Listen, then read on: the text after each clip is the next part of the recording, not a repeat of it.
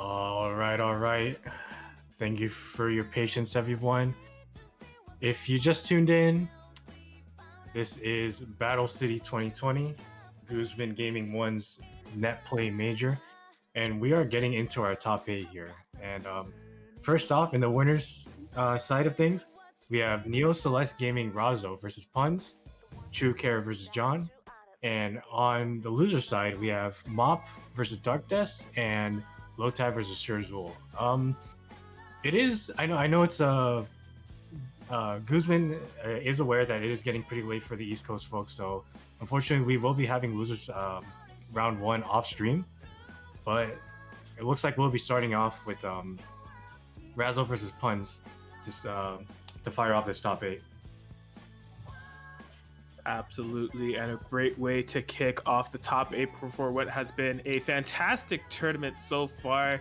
Thank you all for sticking to us till this end. I guarantee you this is action that you don't want to take your eyes off of. If you need us to reintroduce ourselves, allow it to be a courtesy. What's up with the good? What's cracking? My name's Kraken Atkins, joined by Red E30 in a match that I thought was about to get started. However, look, it's a full recap of the 2020 BBTAG in review. We needed, what would the recap be without a visit from the ghost of PC tag in a PS4 tag tournament? It had to happen, right? Eventually, it was an inevitability. It was a perfect way to close things out, to be honest. But yeah, how's it going, everyone? Once again, I am E30, joined by Kraken Atkins. It is an honor to be here and commentate for you all, and I hope you all are having a good night.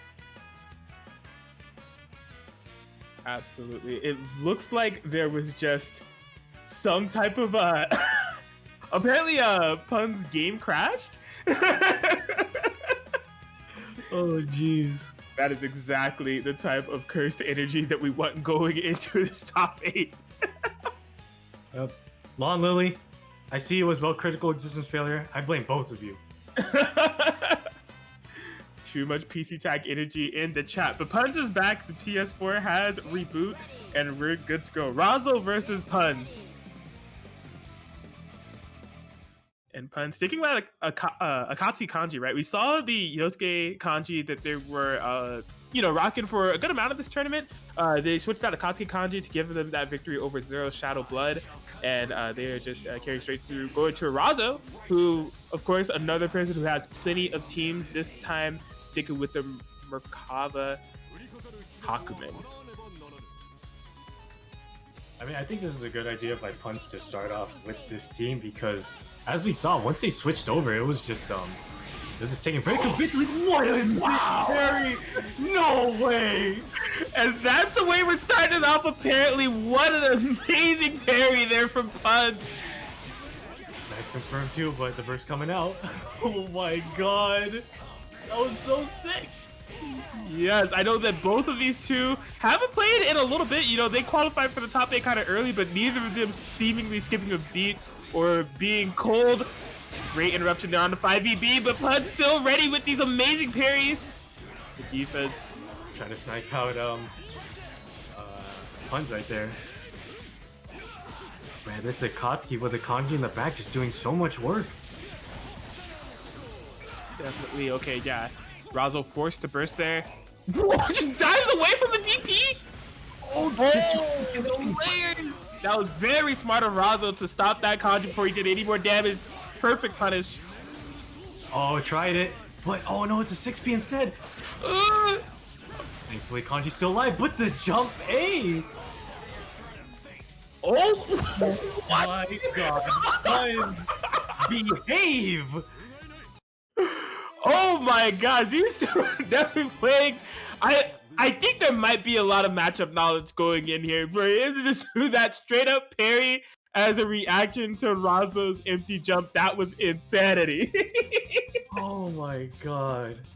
What a way to start off this top 8. I hope you all are having a good night because I know over here that we are.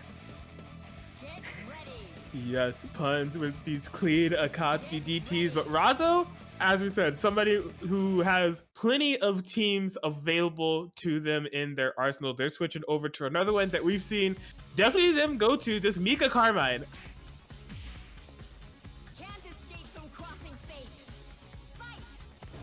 Oh my gosh, yeah. Once this team gets started, and I mean, we've just seen Razo, the way they, just mosey around this neutral game, flying around with Mika, but you can't fly when there's a no-fly zone. Puns really just cleaning up and capitalizing off of all this momentum, not letting go of anything that they got started in game one. Oh, unfortunate DP here for Razo. This Mika is in big trouble. Dare I say she's dead? Not quite. Oh my gosh. Well, fortunately for Razo, they got the Carmine out of there and saved the Mika, bringing her right back into the danger zone. Not a good look, and yeah, Mika's going down. Nice anti-air 2B from Razo. Yes. Carmine, not the worst comeback character in the world. You know, with this resonance, able to build up passive health regain and the meter, can deal out a ton of damage if they're able to find the hit accordingly. So it's just going to take some outplay here from Razo. Trying to work on it. Great anti-air DP.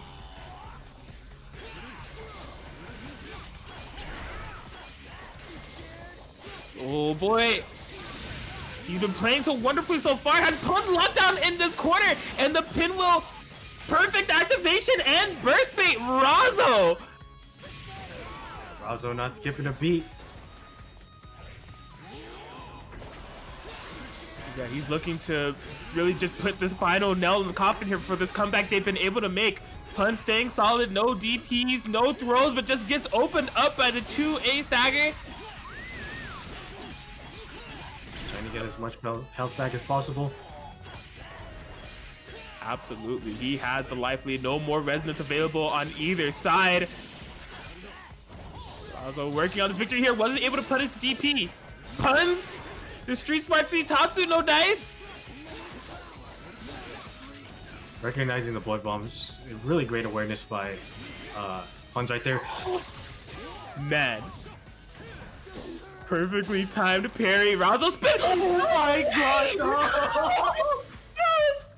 I was just gonna note how Razo has been spending a lot of the health resources to get things started and placed on the screen, but the perfectly timed parry and Tatsu there from Puns to take it. Insanity from Puns. Almost a very well done solo Carmine comeback there from Razo, but just up until that last moment, the Puns Akatsuki parries are just too clean. And Puns is trying to look for an answer with these teams switching over to Yang Carmine now. But oh my god, Puns making a statement in the beginning of this top 8. Definitely so clean. Razo looking to get really turned up with this team. Yang Carmine, this is, I mean, just like similar to the Mika Carmine, this is a team that can be really momentum heavy and really a pain to deal with, enabling each other so well, not short of damage at all. But they need to rely on this for the reverse 3-0. Oh yeah, just full aggression from the round start. Don't let Puns get started. These air dash pressure.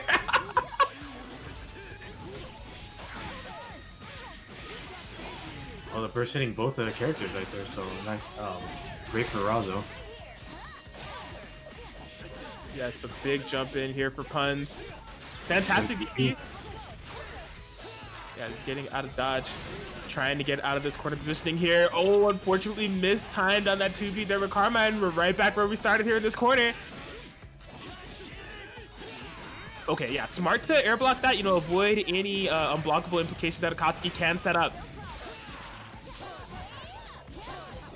Oh boy, yeah, he blocked that jump speed perfectly. Possibly trying to build up the 2 bars. Okay, no air reset. She is gonna be burning.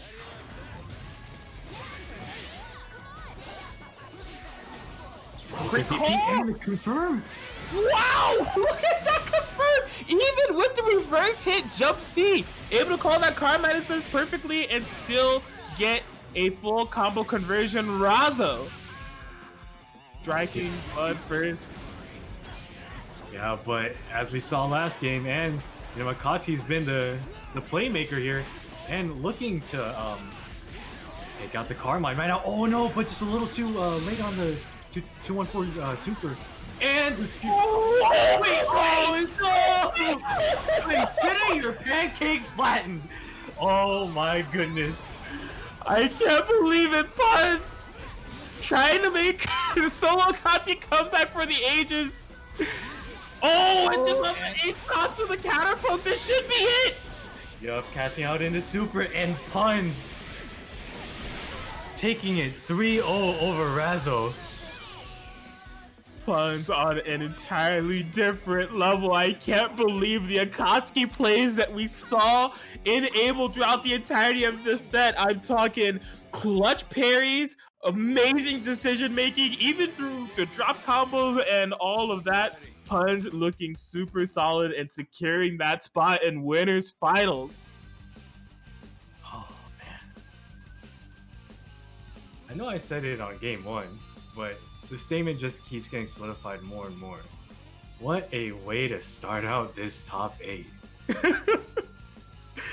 Absolutely. We just like the first games that we have, it seems that when we're starting the stream or coming back, they are always ringers, and Puns, hasn't been a stranger to Guzman Gaming 1, has been a constant entrant for these BBTAG and chills, treating us to so like the variety of their roster and the BBTAG cats that they're able to play on all these different team comps. But this Akatsuki Kanji putting in so much work for him.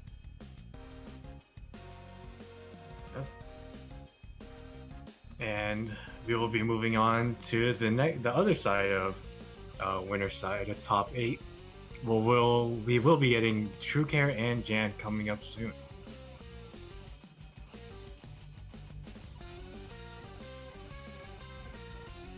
Absolutely. We thank you all for sticking with us for this Battle City 2020, this top 8 action. Yeah, it looks like that we will actually be getting Razzo and Dark Death on stream. Oh, okay. Yeah, to kind of catch you guys up with the bracket here, so Dark Death was able to take it 3-0 over Mop, and Lotad was able to take it 3-2 over Shurzul. So we are in losers quarters territory.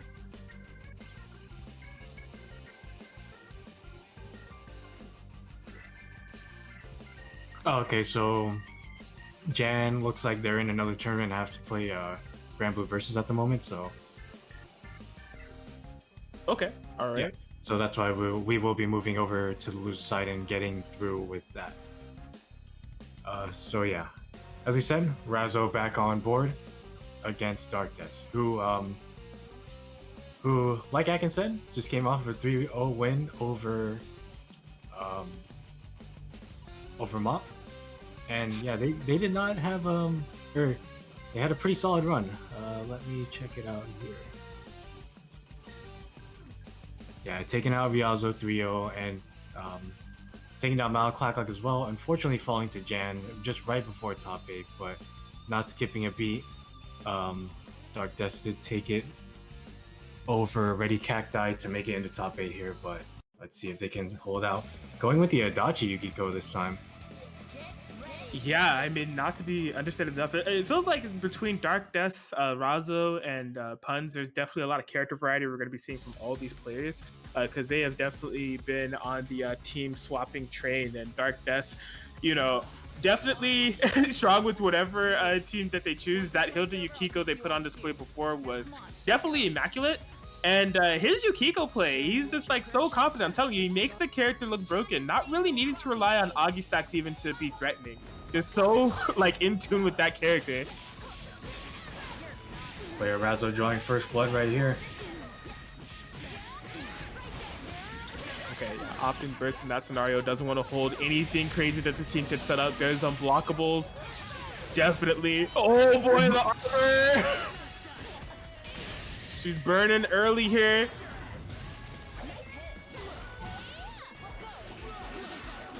Okay, defend. All right, great confirm here from Razo. This should be, wow, big burst bait, but wasn't able to punish the Yukiko on the incoming. Oh no.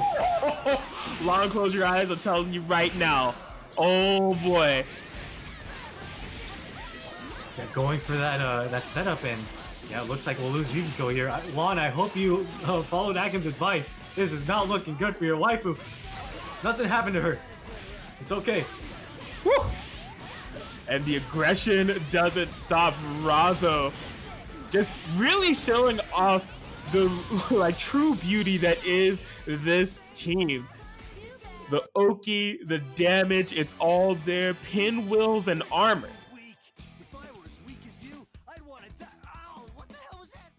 Yeah, solid work by Razo. Probably not too happy about getting sent to losers, especially this early on, and getting thrown right back into the blender. But yeah, looking extremely solid going into this first game here.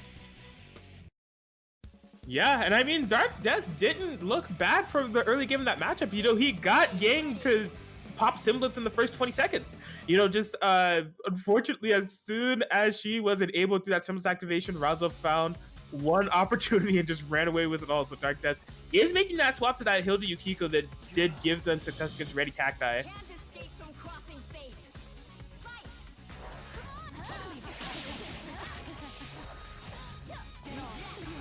Woo, okay.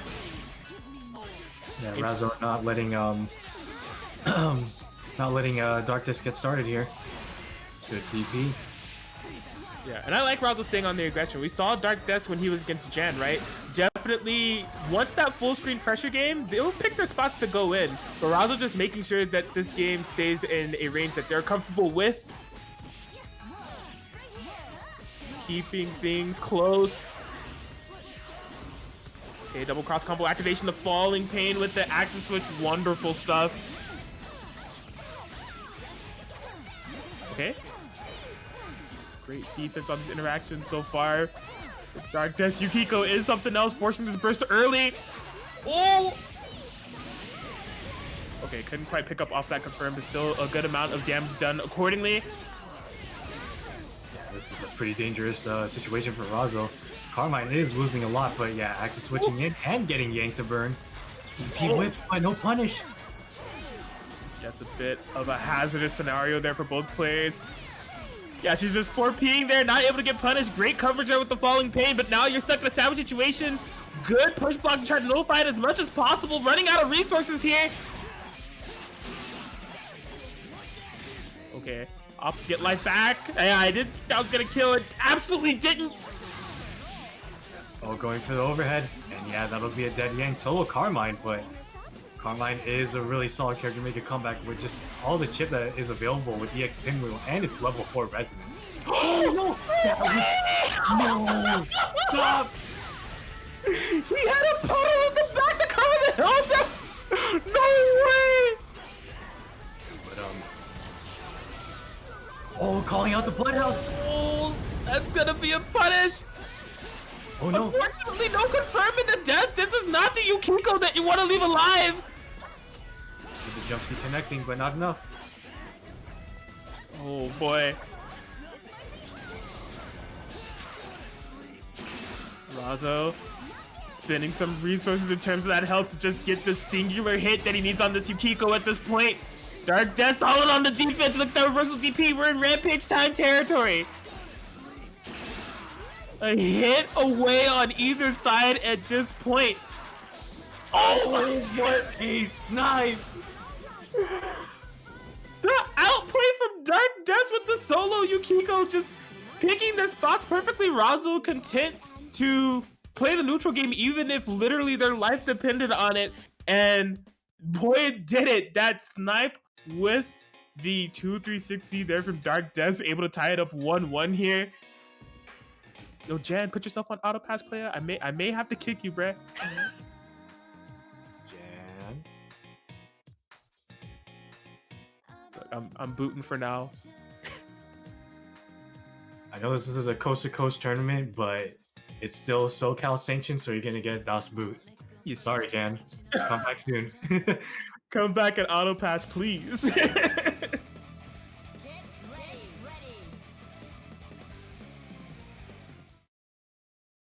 Yeah, 1-1. And we just saw like the adjustment from Darkness there, just being able to tie it up. I wonder what Razzle will do to counter that.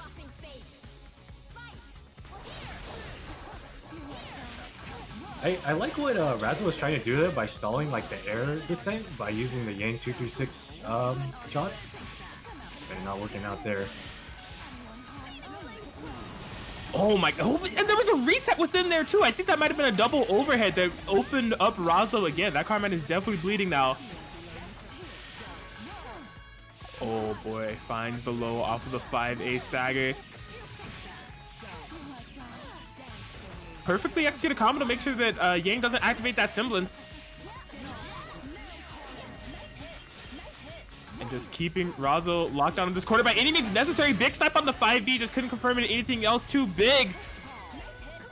Seems like Razzle's just trying to find a way in. Dark Death has been so crafty with these escapes. Has everything planned out here.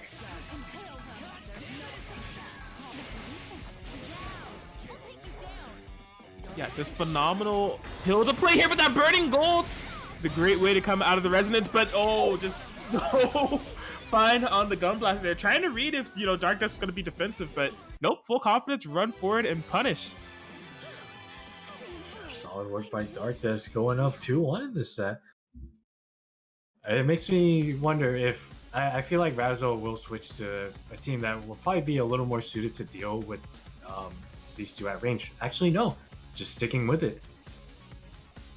Yes, and you know, it's so poetic for this set to be happening. This is really flashing me back to some of the early BBTAG and chills that we had in like April and May, where Dark Death was entering a little bit more of those. Absolutely met up with Razo in some like top 3 scenarios. So it's just really poetic to see them playing out here in Battle City 2020 in this top 8.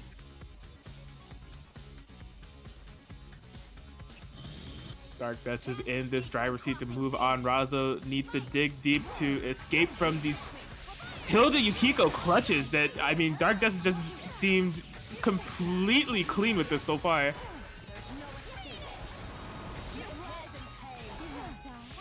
Oh boy. Man. Razo just keeps getting opened up by these interesting pot shots. Fortunately, it dropped. Hopefully this is their time to get things started with the Phoenix. Yeah, Dark Death was able to nullify that cross combo and just like not allowing Razo to get anything started. And it's completely Dark Death's momentum. We see that, you know, earlier in the set we saw Razo keeping the pressure going, you know, keeping the match close within that point blank or mid range, but Dark Death able to get that full screen or even go on the offensive accordingly, no matter which way they want to do it. Fantastic 2CC active swap. That's confirming, that'll be it.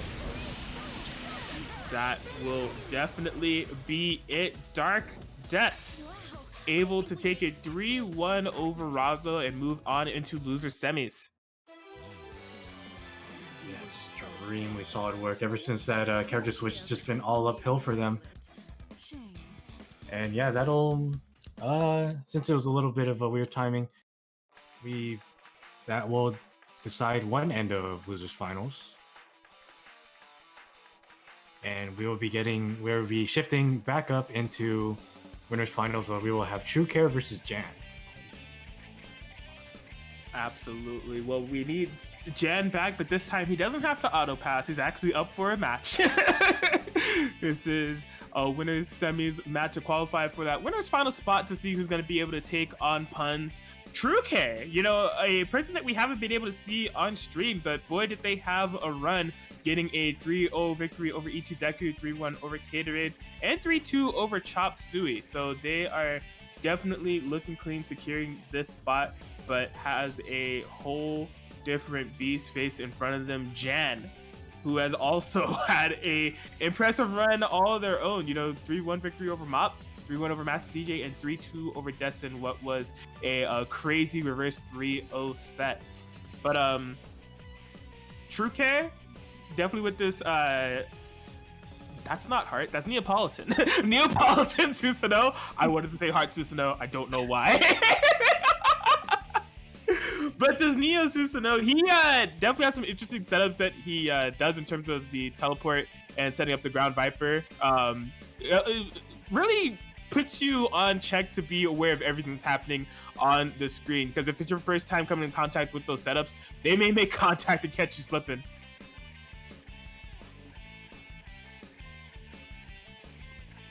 Yeah, I remember you mentioned, like, when we talked about True Care a while back, not on stream though, but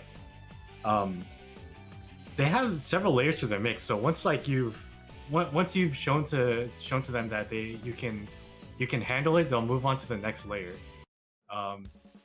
I haven't really seen really haven't been able to watch True Care that often, but I'm interested to see on what'll happen next. Yeah, it's an eccentric comp. The thing is, we've seen Jan overcome plenty of comps that basically, like, maybe it might even be his initial exposure to the comp where it's just like not too common of a team. He's definitely very, very good when it comes to the adaptation factor. So no doubt about it, we have a exciting winner semis on deck. True Care and Jan. Oh boy, 40k, huh? We've already seen throughout Jan's history of playing this game on how much work this team can do. Oh! Instantly starting out with some chaos. Got the 2-3-6-8 to connect with Susanoo, but Neo opting for that teleport parry. Yeah, he's gonna be able to teleport from that and punish accordingly. That's something that True Care is not afraid to do on the Oki game and just in defensive scenarios. And oh yeah, you are falling victim to the True Care Oki game. Punish on the burst too. It doesn't end.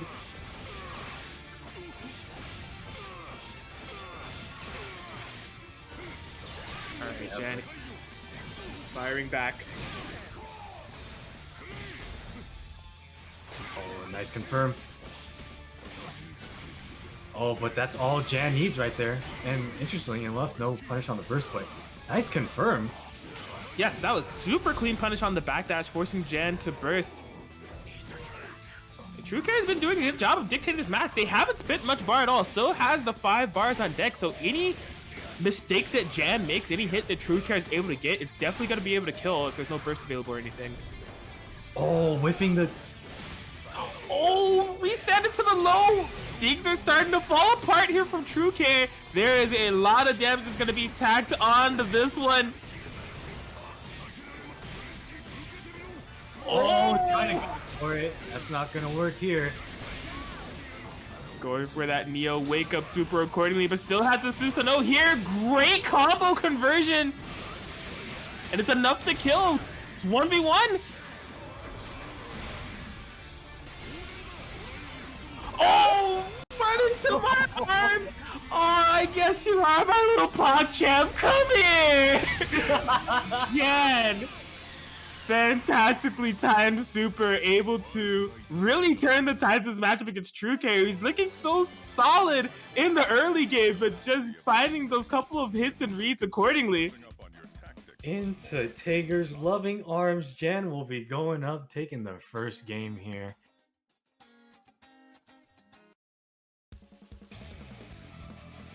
Insanity. Well, this is the thing about how that game went. True Care, we don't know how much Jan or Neo experience that Jan has. I imagine there's just like not a lot of Neo players on the market. So even if it is some Neo experience, it's just not a common character that you come across all day. But True Care has definitely showed a little bit of their hand in terms of the Oki setups and things that you can expect from their team comp. And they weren't able to get the game with it. So it's going to be really on them to kind of dig deep, because you can expect that Jan is going to be kind of where some of the situations and some of the funky Oki that may be set up in those knockdowns now. I especially think with that first game, True Care can't try and cheese Jan out, especially with how Neo's command grab super works. So this will be an interesting one. Good DP, and that'll put Neo in the corner. This is not a good look. Nope. Ooh, but it'll be solid read so far. That's some look at this meter build, 7.3k. Keeping True Care locked down. Yes, punished for whiffing that button with the Spark Bolt.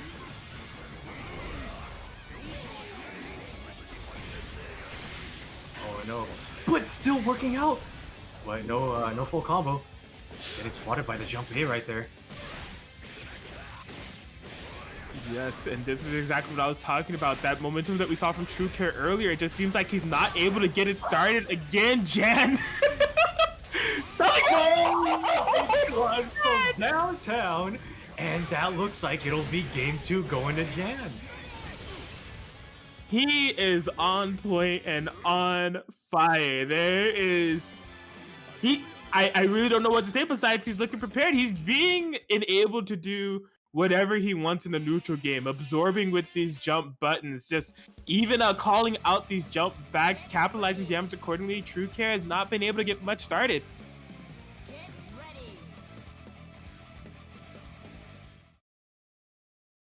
And I do know that True Care also has a Hazama that they pull out from time to time. Ruby and Hyde, there's multiple side characters, but this is the main team.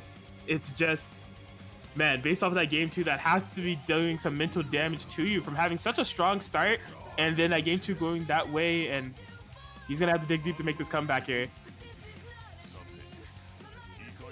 I don't imagine that True Care would switch off of their main team, especially of such a high caliber player like Jan. I wonder what True Care will be able to do to... I wonder what answer he may have for this. Yes, right now it's just been all Jan. Forcing... That was very notable for how that round start went. Jan constantly pushing the issue with these jump buttons. The instant he made contact, True Care did the push block. And now look at the meter differentials. 3 bars on deck for a very threatening Jan, and so much life lost on this Neo for the incoming, just no confirm. Alright, this is True Care's chance to get started. Yes, they need something big for momentum, for damage, for sanity, just for anything. Oh my gosh! Wow, I thought that was going to be a cross raid. I'm surprised. I don't think it would have killed, and True Care going for some soft stuff combos right now. Oh, but that's gonna hit Suzuno, and Suzuno's going down. Oh my gosh, and the Back into the DP. corner too. Best of luck, Neapolitan. Okay, able to jump out of harm's way. The reset.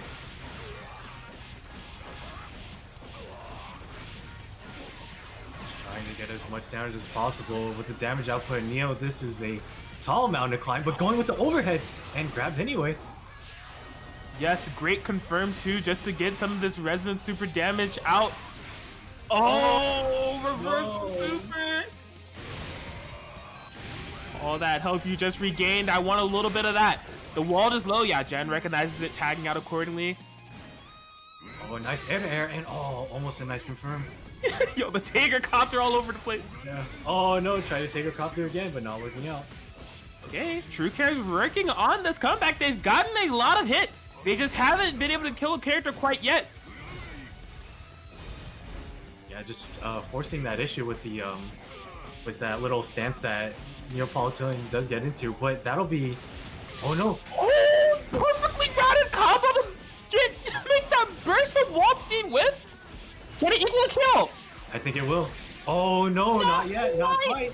Neo damage, but it's okay to dive kick into the overhead. True Care is really digging deep to try to make this happen. No, but the punish, and that'll be it. Jan taking it 3-0 over True Care. Definitely have to give a shout out to the valiant effort True Care was attempting to make with this solo Neo. It was just not enough to take out. I mean, 40k is a large number, and I mean, to whittle that down with Neo damage is not the easiest thing to do. Jan able to find that spark bolt, take it 3-0 over True Care, and move on into winners finals.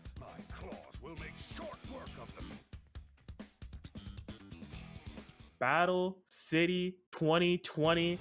Man, I hope you guys are enjoying this. It has been such a fantastic tournament that we've been having so far. Filling out that winner's side, going into the loser's side, we will have Lotad versus True Care now. But before that, be sure that you guys have supported the pot. You could use that code Battle City 2020 to make a free 50-cent donation. We appreciate you all who have done so thus far. We are currently sitting at $291.75, just shy of that 300 mark. So if you're watching right now, if you can help us reach that, you just use that code Battle City 2020. That's going to be a free 50-cent donation right to that pot. Just need a couple of you to hit that $300 benchmark, and that would be fantastic. I'd appreciate it. The players would appreciate it. I'm sure Guzman would appreciate it as well. There's even more ways to donate free money. Be sure to check out that side. You can subscribe and follow a whole bunch of our sponsors that also donate free money. You can do a direct contribution if you want to use the frame skip and just put it straight to $300. We would appreciate it. You could even receive something for the donation. Check out the marketplace. There's plenty of books on sale from Titan Books, and we have merch for sale too, you know, quintessential quintuplets charms. But at the very least, code Battle City 2020 for the free 50-cent donation.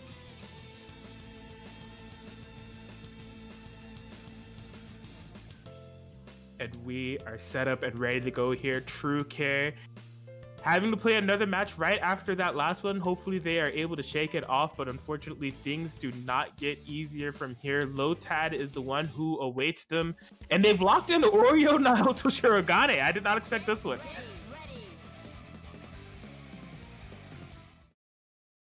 Yeah, so Lotad, from the sets that we've at least been able to see on stream and just from historical knowledge, usually locks in the Aurier Weiss. We have seen Lotad also opt for Weiss Hyde, but this is a new one to the mix that I don't know if I'm quite familiar with. Yeah, they do mess around with teams. Obviously, their main squeeze, and I feel like what they're known for is their Aurier Weiss, but I'm interested to see on how this one will go.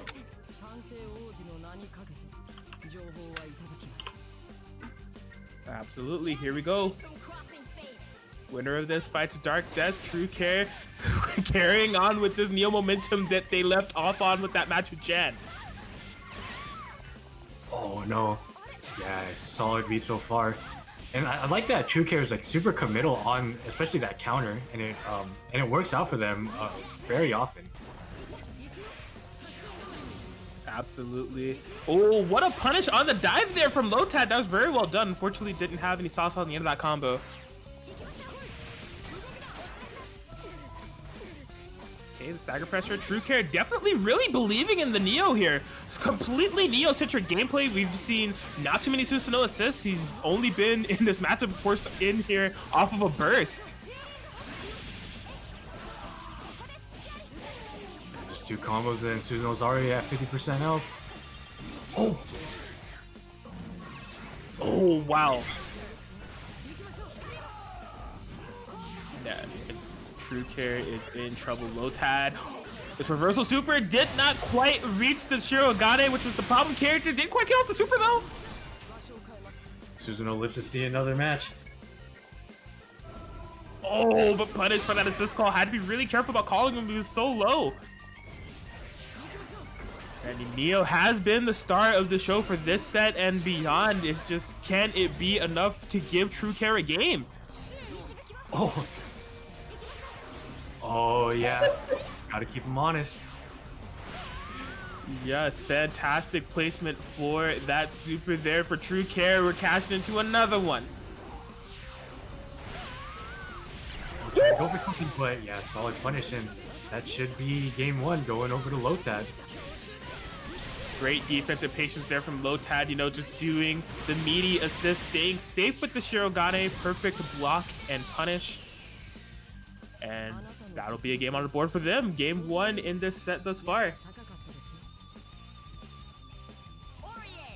And I will say, I think that True Care is really trying to just figure out how they're going to be navigating this match. Because again, it was truly Neo-centric gameplay for the entirety of the early game. We did not see many Susanoo assist calls at all. Although the True Care was finding some hits, you know, not bursting until the very last moment when Neo was about to die. So interested to see what type of adaptations they make, if we're going to be seeing possibly some more like Susanoo 6Ps in the mix and Susanoo 4Ps. Yeah, because I don't think Susanoo was able to play that first match.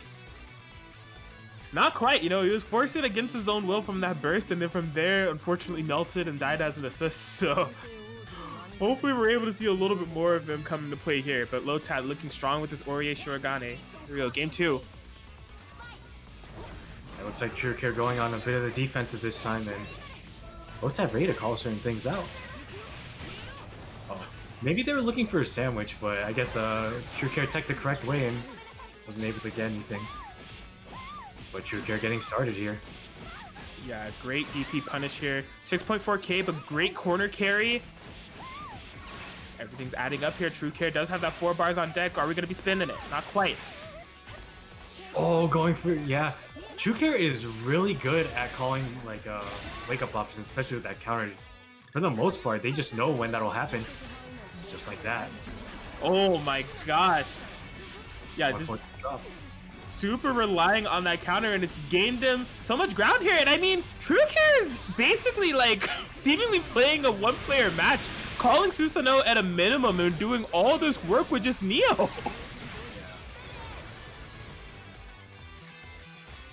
And I guess it's silly me, right? I was over here questioning, like, will we see Susanoo get to play the game more? You know, is that the missing link for True Care? And True Care just, you know, having the response be, nope.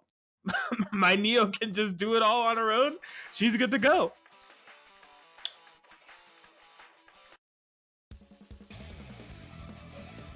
All right, well, it looks like Lotad has made that swap. They are bringing in the Weiss.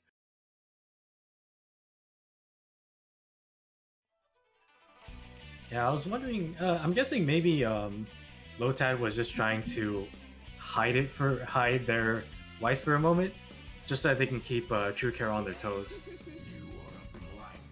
Yeah, we did see the Shirogane definitely put in some work. You know, the 6Ps were keeping things in check, but when the chips are down and it all comes down to it, especially in a 1st-to-2 scenario, what this is essentially going to be going with the Weiss for that.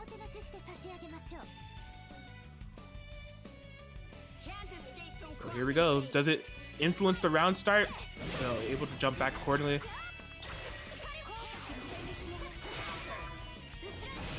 Ooh. Yeah, there we go. We're starting to see a little bit more assist play come in here from True Care. The Susanoo is in, calling out the push block. Lotad cracked under pressure on the defense. I think if True Care essentially does the right combo, this could be a dead Weiss. Oh no, going for the setup, but yeah, Lotad ready for that setup. Recognized that if that hit, that was definitely going to be fatal.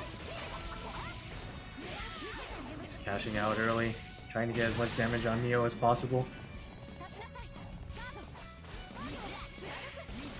Woo. Okay. Yeah, and a lot of that, well, I was gonna say a lot of that damage that was done to Weiss is being recovered as we speak, but just sniped there as the assist. Oh! Yes, it has the burst punish accordingly, but not too much damage still. Going on the Oki game, so cheap. Lotad just can't find a single hit to seal out this Neo. True Care able to save her life. Yeah, I'd say with the right starter, this is a one-touch situation for Weiss, so it is potentially dangerous. Oh my gosh. Yeah, he tried to tech out of that sandwich, and I think he tried to move, possibly by up backing or something, but Lotad just keeping him locked down.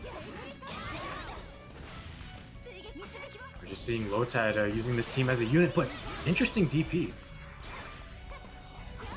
Yes, not. Oh no. But look at this conversion here from True Care. Cashing out as soon as possible, trying to get as much presence as possible. And yeah, I feel like this is a two-touch situation for True Care here, but Lotad. Oh no, True Care getting started. Oh, calling out that he was going for the reset and just hits him with the super.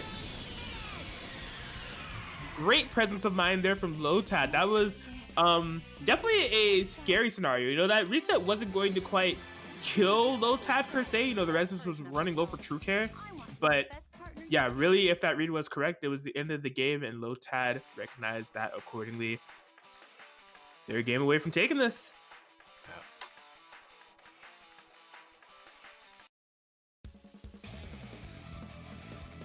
And this game is huge, right? This is to qualify for that top 4 spot, being able to face Dark Death in the losers semis.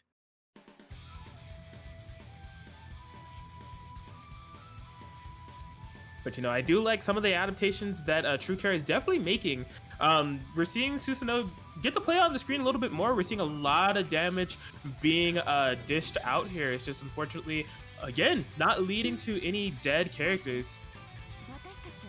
And I mean, definitely has to be an attribute somewhat kind of given the Lotad's defense, escaping some of those God Press scenarios and definitely throughout the entirety of the set being ready for the Neo Oki situations. Oh no. That was a really interesting conversion right there. And yeah, Lotad just forcing the situation right now. Yes, checking him accordingly with that 4A. Neo is in so much trouble right now.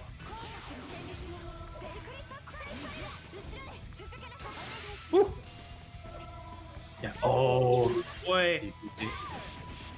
Trying to get as much damage as possible on Lotad right now. Bringing the Susanoo in. We haven't seen Susanoo play that much, so I wonder what True Care is capable of right now. Ooh! Yo, the double cross up! Oh my gosh! Alright, able to bring Neo in safely. Yeah, besides that DP punish, True Care has not been able to get much started in this round. Good DP. Not wanting to deal with the plus frames. Yes, and this time, True Care just opting for damage instead. What? That was quite dirty on the Oki there, catching Lotad slipping. Just can't confirm into a super or any big damage. Lotad saying, I can do that straight up off my throw, but it doesn't kill Neo. Oh, active swapped! Active swap working out really nicely there.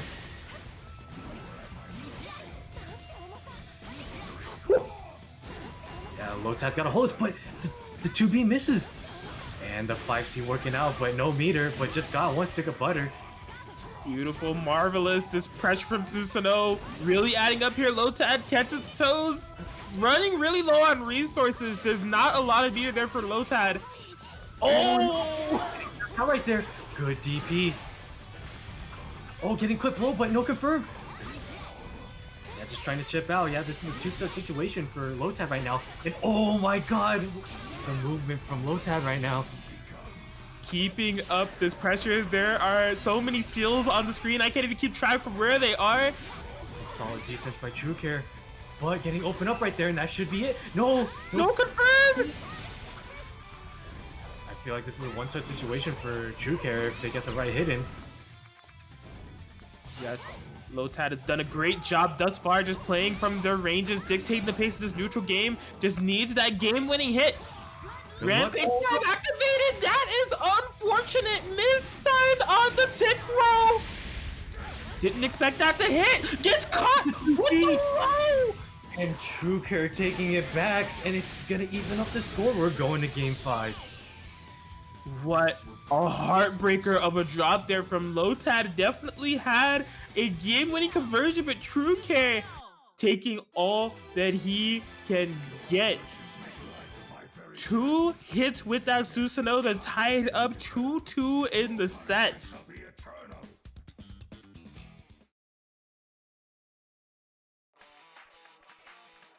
My gosh, palms are sweaty, knees weak, mom spaghetti. Yeah, I just hope that this doesn't tilt Lotad and can just stay strong, and hopefully if the cards align that they take it, but True Care has other plans. So let's see if this is the momentum that True Care needed to take it all the way home. Yes, we will have to see. We have seen True Care really make the comeback needed here. It was looking so solidly in Lotad's favor, even beyond like the final moments of that match or throughout the set in its entirety. They were tied up 1-1, but then Lotad makes the switch to Weiss Aurier that was proven really strong. But it all comes down to this last set here. Who's gonna make it in the top 4? Okay. Great burst bait and a reset too with that active swap. That was amazing. Oh, and Lotad's just on a roll right now. Not too happy about that last game and just saying, I'm gonna close this out right now. And letting Susanoo die right there. he's doing just that. 18 seconds of gameplay, one dead character, and one powered up Lotad. It's just down to who has been the star of the show for True K, this Neo. But oh boy, are the odds stacked against her. Level 1 Resonance is already activated, stuck in this sandwich. Very healthy characters there for Lotad even after the super. Oh, what an anti-air. Lotad ready for it, trying to stay solid and stay clean. Oh, but the dive and the Divine Thrust clashed. True doing a good job at staying solid and trying to take us all the way back. The jump C. Very well done, True Care. We've seen him threaten these solo Neo comebacks before. Sometimes they've been successful, sometimes they haven't. But every time he believes in it. The float, nothing from Lotad. It's getting tense. I think Lotad is just content with. Oh! Sneaky Seals in the back, tries to go for a reset, but beats EDP from True Care and Lotad. We're not dropping the super this time, buddy. This is my ticket to top 4, and they take it 3-2 over True Care. Solid work by Lotad. Taking it all the way back, staying solid, not skipping a beat. What a wonderful thought. But solid work to True Care, making it to top 8, but unfortunately they will be going down here. And had one hell of a run so far. So nice work to them. Yeah, I'd say so. That was definitely some solid work from True Care. You know, getting top 8 in a bracket like this and, you know, securing a 5th place, that is definitely nothing to be ashamed of, because boy, did we have quite the crazy bracket all around. But it has all come down to these last 4 players that we have here. And it looks like Lotad's going to be right back up. They got to go up against Dark Death. Yeah. Just going to run through the loser bracket just to figure out our losers final. Yeah. And this is interesting all around. These are 2 like pretty unique teams, and being able to make it this far in this caliber of a bracket is no easy feat. Yes, I would say so. You know, unique teams, but just definitely speaks to the strength of these players. You know, they're definitely very strong players in their own rights, and kind of like character representatives for the teams that they represent. You know, Dark Death's definitely highly regarded as a very, very good Yukiko and a very solid Hilda too. It's been, you know, such a pleasure kind of getting to watch them play, because like I said, they've been someone that was definitely prevalent in some of the early BBTAG and chills. So it's really cool to see them come back here for Battle City 2020, putting in some work. And Lotad, you know, has been through all of the BBTAG and chills with his Weiss Ori and a couple of other team comps as well, but absolutely regarded as a super solid Weiss and Ori player.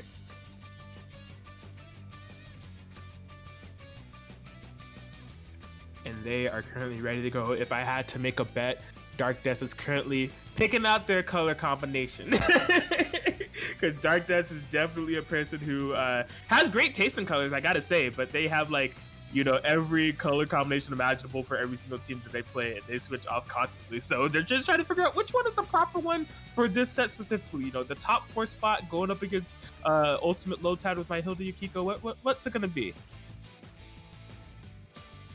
What flavor are we getting in this set?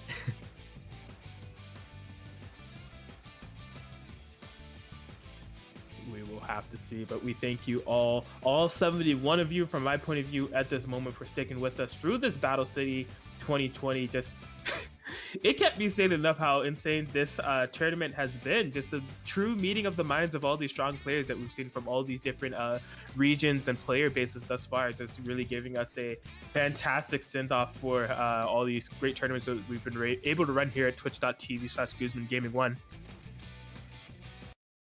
It looks like we're gonna get right into it.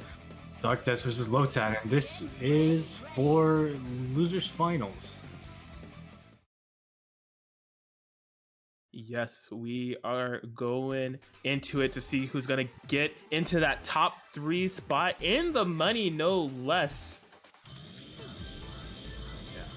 You'll entertain me now, won't you? I mentioned flavors earlier, so I was gonna make like an ice cream joke, but I can't really think of one for purple right now. Definitely not grape ice cream. That sounds awful. Anyway, Game 1, Jump C beating the 5A round start, but not a full confirm on it. Yes, absolutely. Dark Death getting that full screen gameplay going. Perfect jump A there, forcing Lotad to burst. Yeah, Dark Death not skipping a beat. This has been the tell of the tape when it comes to Dark Death, man. They just set the pace of the matchup instantaneously, but Lotad finding an opening now. Pika's bursting early this time. She is way more threatening. She already has 4 stacks. We saw a lot of early use with the 6P from Yukiko earlier in this match, and it's working out pretty nicely so far. That's in trouble. Okay, able to burst out. Ooh, yeah, it has to be careful. Even though the Hilda is like plus off of that, that is Weiss Schnee right there. Her buttons are quite fast, reach quite far. Able to challenge that Hilda 5A accordingly. Oh, not even needing the meter, but it's meant to just to be safe. Yeah, wanted to make for sure that that Hilda was down, but maybe the game is just beginning. This, you know, Resonance level 4 for Agi stack Yukiko has come to play. Not quite gonna be punishing Weiss, but what? I wasn't sure who got hit there. I honestly can't completely explain what happened. I think parts of Miragi just clashed with Orie's 4P. That was insanity. The 2C and oh no, unfortunate drop. I'm guessing that was supposed to be a super, but not working out. Nice defense by Darkness so far. Look at the corner, so this would be a scary one, but no more meter on the side of both players actually. Yes, this Yukiko pressure forcing the push blocks out of Lotad. They're able to get out of this corner, but you need to open up Des right here. No burst available. Des is presence of 5A snipe, but they're just playing Persona at this point, right? Oh my gosh! Oh no, wait! But the jump C working out really nicely, but the DP. Unfortunate stuff there. It's Des playing out of their mind with that solo Kiko, but just unfortunately on that incoming from Lotad, still in the air and left wide open for that anti-air DP. Lotad getting that game 1. Also on a side note, I'm so ashamed I forgot about Ube ice cream. What's that? It's like they're purple yams basically. Oh, yeah. I am familiar with that. I just didn't know the name. Yeah, that's how I know it. But I'm actually extremely ashamed that I forgot about ube ice cream. That's like a staple for us Filipinos here. I feel it. Yeah, it's purple all around in this match too. My gosh. All right, getting right into game 2. Yeah, going for the round start. Not scared of what happened in game 1. Oh my. That was a fantastic adaptation. Off of that 236B, this time recognizing the Weiss button and jumping over it. Oh my, the run under, I'll confirm, off of the Agi, either side, it's all good by me, either way. Okay, Hilda on the crossfade, not quite going to kill the Falling Pain. Dark Death, this is a fantastic start from them.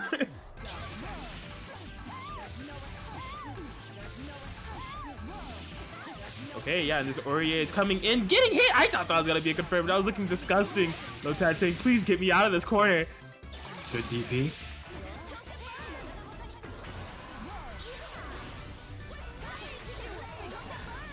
Gosh. Oh, good call out, but not fast enough. Yes, able to punish the Hilda, but Yukiko was the problem and persists to be the issue. 10K on that punish, and a game on the board for Des as a response.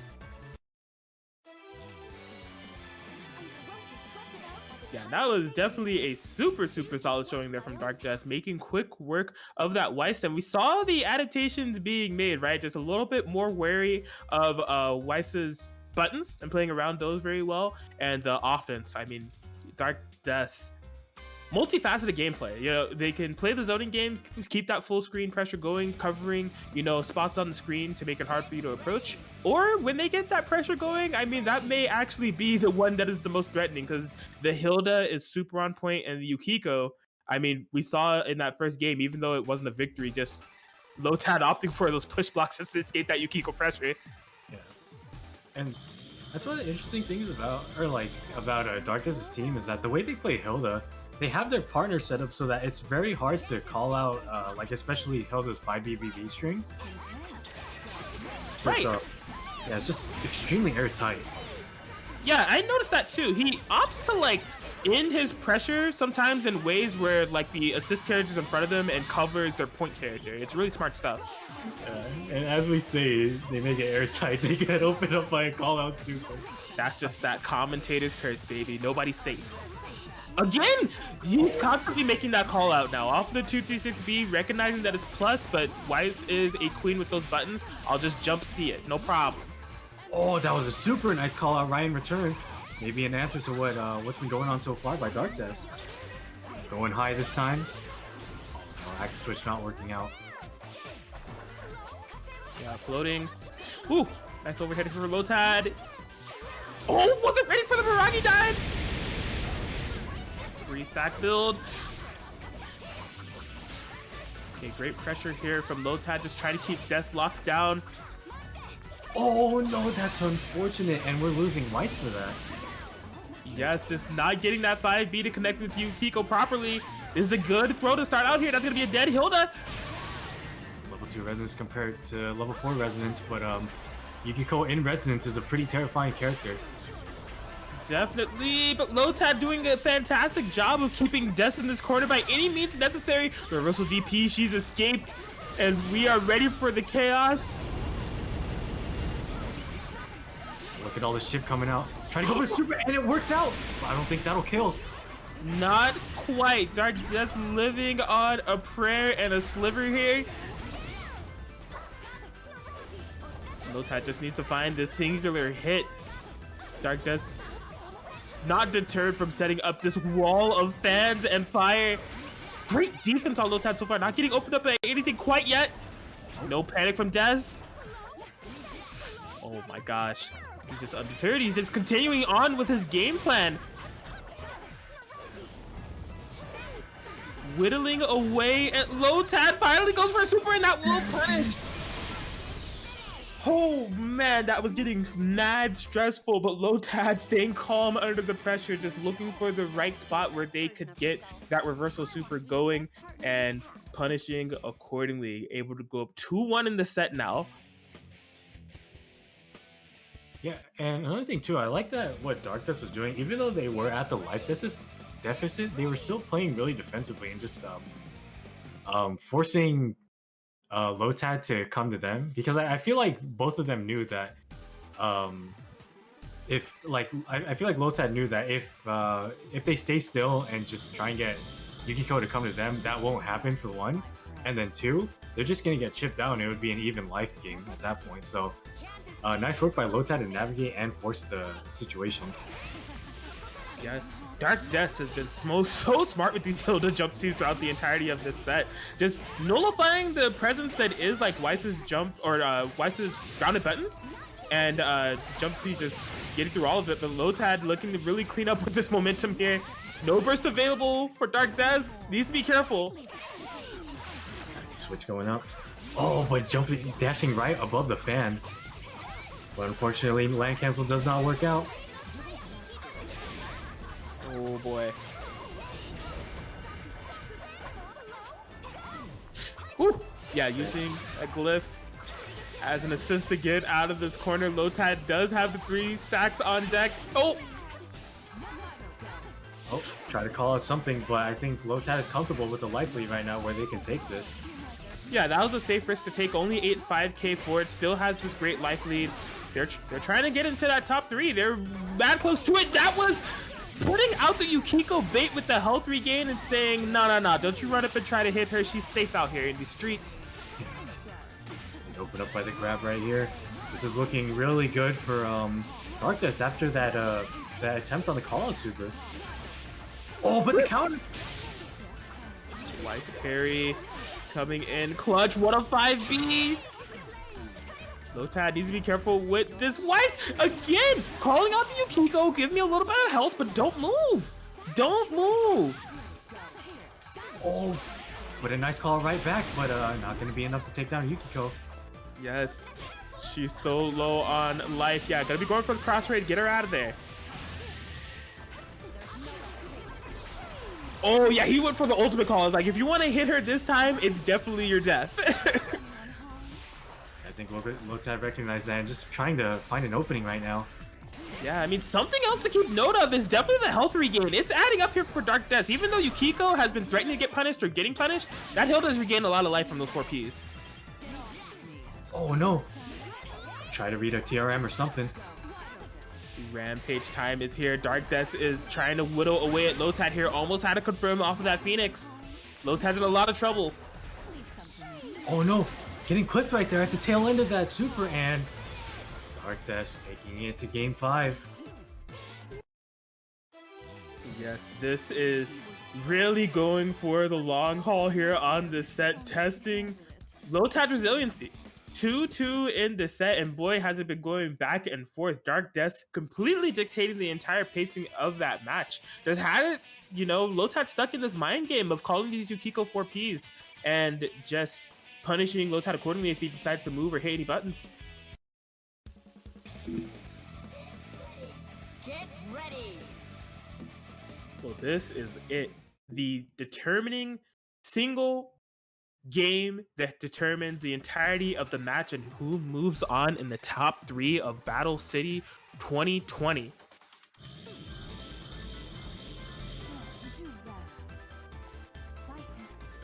And Des has changed those colors to the default Yukiko, Mitsuru, Hilda. That's what he believes in. Lotad trying to start out with that parry. Almost a happy birthday. Fortunately for him, was not stabilized.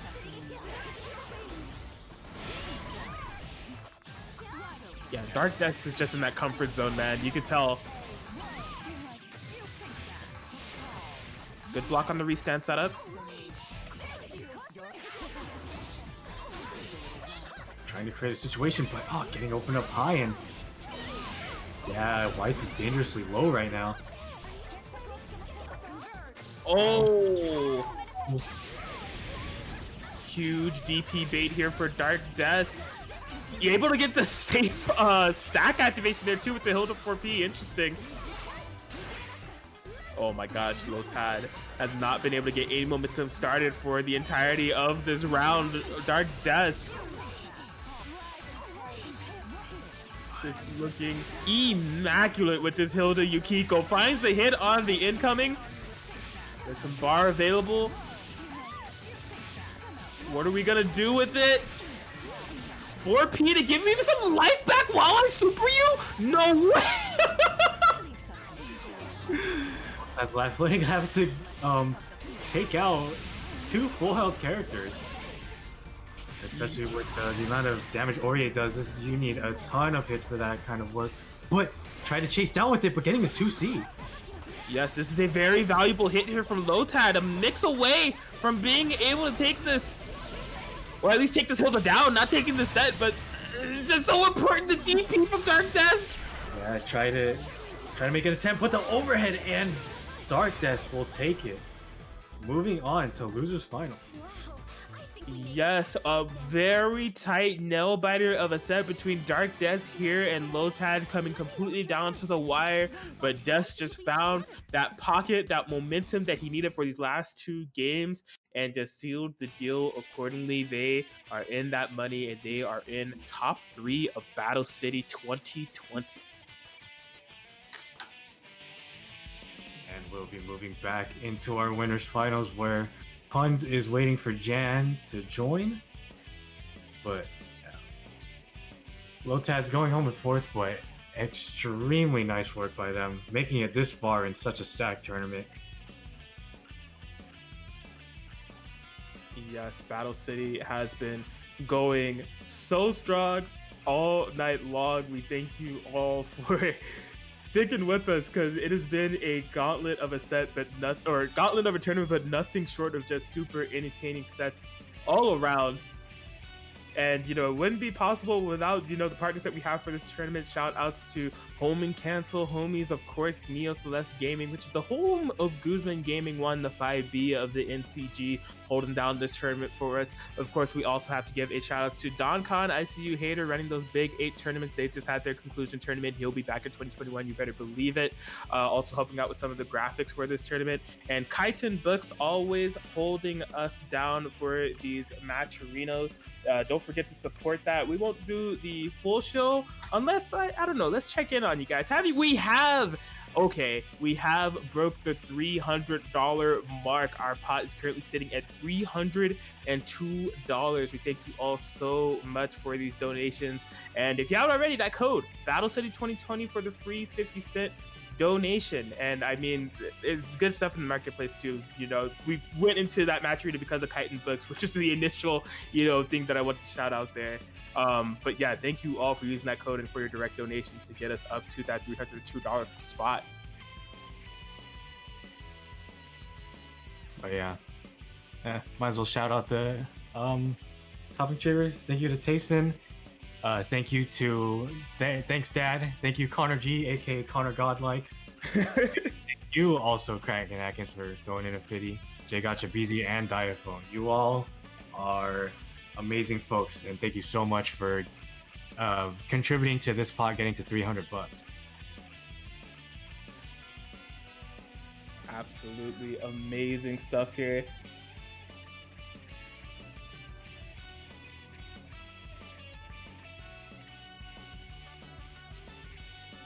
Yeah, and I know that Jan is also playing in a Grand Blue tournament at the same time. It is, just a product of being too damn good at too many games. I wonder what that feels like. We don't have someone over in SoCal that has a similar problem. The Josuke Classic. You love to see it. But yeah, thank you all for waiting. That is, you know what? Where's my Josuke coffee pasta?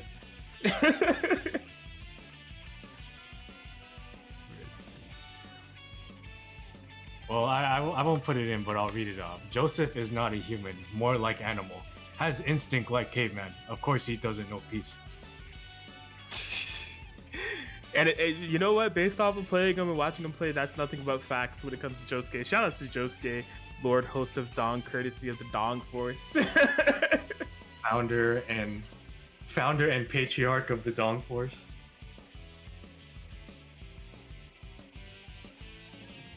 Absolutely, but I mean, it's been a story of a bracket here. And in terms of the top 3, it's an interesting mix to where, like, as far as Guzman Gaming tournaments go, Puns has been a pretty constant entrant since the beginning. Has entered a couple of them towards the end too, but just like throughout the entirety of the year has been showing up and showing out. Jan has maybe entered like a couple towards the beginning, but definitely shows up for the big tournaments, right? They have that's an Anime Evo winner, and I believe they, if I'm not mistaken, also qualified for the top 8 in their respective Arc Revo regions. So a strong player all around, especially to make it up this far. In terms of these two playing, I am not sure if they have ran any sets in the past. If they have, it hasn't been for a tournament here to my knowledge, maybe in some other tournaments, but it'll be an interesting one altogether, especially if Puns is going to be locking in that kanji. Yeah, we have 3 grapplers and a Akatsuki on board. It'll be an interesting one.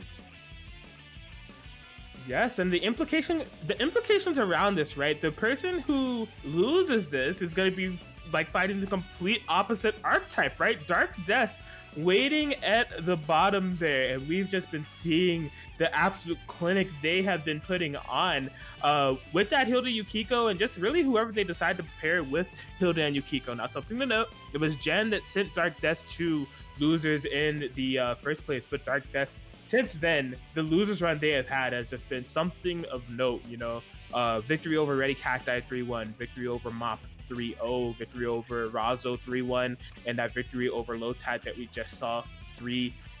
So in that run back against Jan, that was a super tight set. It would be up to them to kind of outplay that, but also in that set against Puns, You know, I don't know what puns would be bringing out there, but I gotta imagine that in terms of player matchup, that has to be a kanji player's worst nightmare going up against a player like Dark Death. Yeah.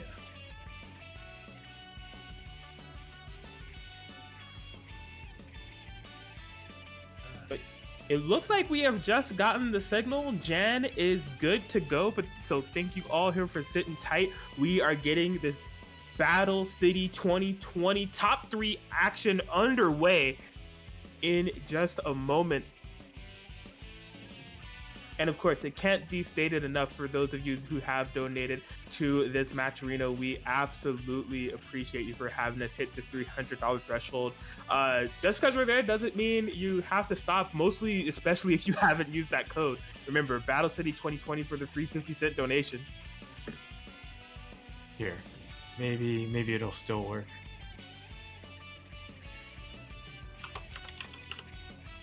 But yeah, I guess another thing we could take this time to do, this is something I usually do for the Guzman tournaments, but I've just been forgetting, you know, all these sets have been so hype. You know, definitely make sure that you support Guzman, man. He has multiple links that are in the chat right now. You know, join the Discord if you want to stay up to date for all the BBTAG and show news that may be on the horizon for 2021. You know, this is the last tournament that we have here in 2020 as part of like our little send-off tournament to celebrate BBTAG and this channel as a whole. But also follow him on Twitter for all the latest news and to keep up to date with Guzman gaming content. And the great thing about it when it comes to Guzman, always uploading VODs of the tournaments that they do host here on this channel, and some good original content for Blazblue Cross Tag Battle and Blue Fantasy Versus. You know, YouTube link is in the chat. Be sure to subscribe to him there. And definitely a consistent streamer, you know.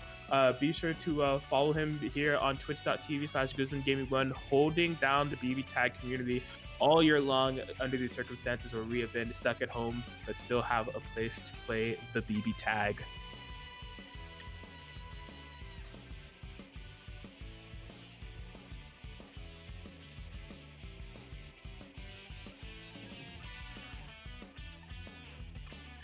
Let's see. Where is Jan?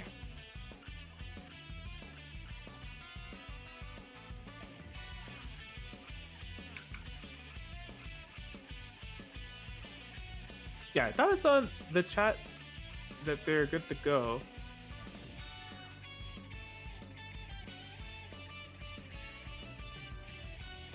Let's see.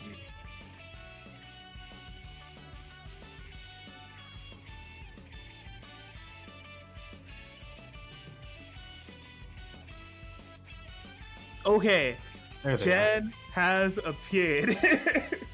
We are ready to get started. Readied up on this Walt Taylor going up against Puns, who, yeah, is going to be locking in that Kanji Akatsuki. We are here. Jen with the cursed win count going into the set. Get ready. But yes, this is winners finals action here for us at Battle City. So we'll have to see. You know, Jen, even if there is not a lot of kanji experience on board, I mean, this has just been the tell of the tape for this guy. It doesn't really matter. Once you expose all you need to in order to open this guy up or get your Oki going, he just makes the adaptation instantaneously. And when he gets that momentum going, he just does not stop. But Puns, absolutely no slouch, getting into this winner's side. I'm curious to see what he's able to bring out. Already getting scooped at the beginning here. Setting off some standards already, but oh, that was really nice by Punch to just evade it by using the air movement from the side. Yeah, unfortunately, he wasn't able to stabilize that Happy Birthday too much, but this is still some significant damage to Undertaker, you know? Undertaker has this fun time trying to read the burst, but not working out. Oh, try to go for the classic push block into a Sparkle, but not having enough meter. Love to see it. Taker classic. Okay. Yeah, activated this cross combo, but just trying to get Jan to make a mistake. Getting the drop kick accordingly, just no confirm. Oh, getting clipped low right there. All right, and this is a big cross combo. Doesn't have the meter for anything too crazy. Oh, meeting him in the air. But no command grab. But yeah, gonna get Kanji in here safely and open up right there. Big hit. Jan has done good work against this Akatsuki. It's the Kanji that is the problem. You know, Kanji, I was gonna say, has been really good at like flying over Tager and avoiding the ground essentially, but it's been at the detriment of Akatsuki assists that have definitely been called, and now he is down. What a fantastic call! I wonder what Pun's, or no, Jan did there, because you know the persona was out and ready to get the grab, but just oh my god, what a genius! Insanely timed wedge catapult. Oh! He just dashed up to crouch. Okay. It's not the end of even though it is Kanji's not the strongest character, Pun's has shown that they can do this, but unfortunately for game one, Jan will be taking it. Yes, and I liked that confidence that Jan was exuding there with the wall on the point, you know, just taking advantage of that single kanji that Puns does have and covering the ground, right? Getting those dashes in, mixing up their movement options, and right when they needed it most, giving that 2C and converting accordingly. Game one on the board for them in this winner's final.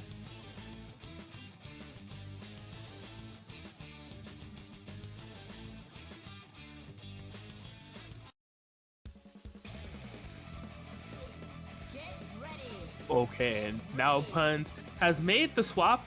They went Yosuke for this match. The Akatsuki has gotten them so much ground and so like many sets, so that we saw that insane set that you had against Razo, how much work Akatsuki put in that matchup. But it looks like for this one, he's going to be switching up a bit, going back to that Yosuke. I definitely think that Yosuke is the better character in this matchup comparatively to Akatsuki. Yeah, it depends. I mean, Wald is seemingly, you know, these characters are big. So, right, the moonsault and just the type of Oki and pressure that you are going to be able to implement on these characters with a character like Yosuke, it's not fun, right? But they definitely are equipped with the options to deal with it. You know, Wald's buttons, you can see Jen already taking to the skies to try to cover that space that Yosuke could possibly be in. So good and kind of dealing with this accordingly. Oh! We're seeing it right there. Yes, corner push conversion here. Big dammy whammy, 6.8. Oh, but yes.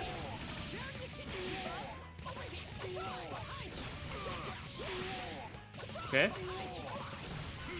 Yeah, possibly trying to bait another DP or push block there. Jan staying patient.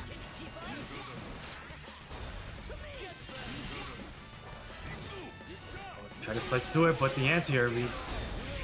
Nice, Waltzing's gonna take a nice chunk of damage here. Yes, big damage into the corner we go. What's the Oki? Nobody knows. Very nice overhead. Oh! DP not working out, and we will be losing. I want to say we'd be losing Waltzing for that. I don't know, that Yosuke super damage be hitting differently, and by that I mean not much damage at all, but it's all good. The wall does go down. Trying to go for something. Yeah, punishing with the spark bolt. Tech back, wake up 2C. I mean, he's a genius.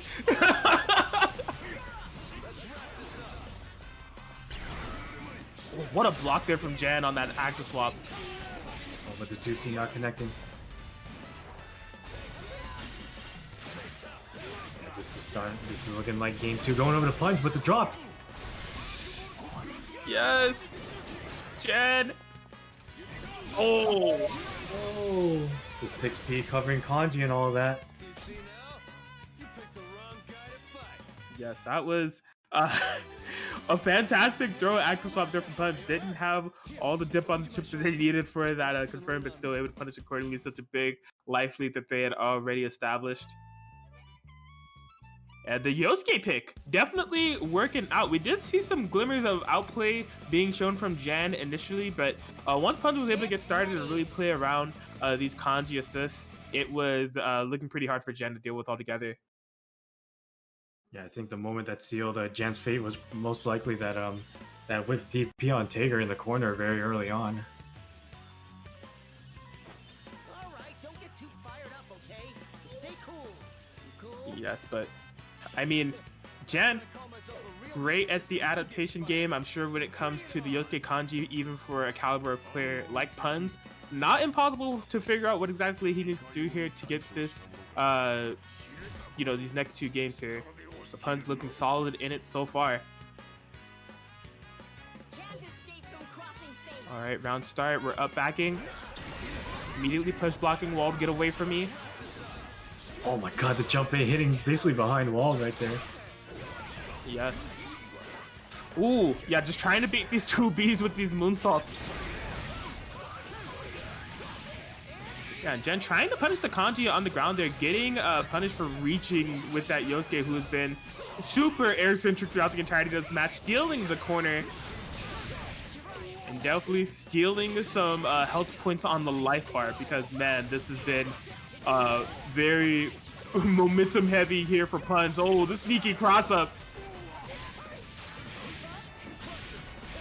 Trying to go for the reset right there. Trying to tick throw as well. Nice active switch, and I don't think this will kill. Yeah, those daggers don't do too much damage. Ooh. Yes, inside. Working out with solo Walsty, definitely can handle Yosuke a bit better than Tager can. And the 5C is going to start us off. Oh, trying to get the dash up throw. No. Teleports here from Puns. He is looking on fire right now. Oh, almost a second first. Couldn't quite get an ender there. Still, the life lead. No resonance for Jen. Very dire scenario here. What a landing punish, though.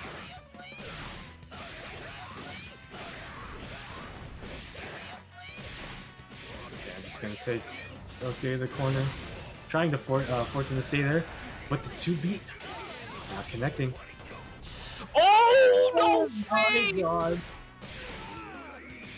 Just calling that Puns would be staying still. Jan trying to make the seemingly impossible comeback, but the fearless wake up DP from Puns. You thought I was scared enough to take that throw. You were right, but I am still fearful still not fearing you at all. That wake up DP. Puns is a game away from moving to the grand finals, man.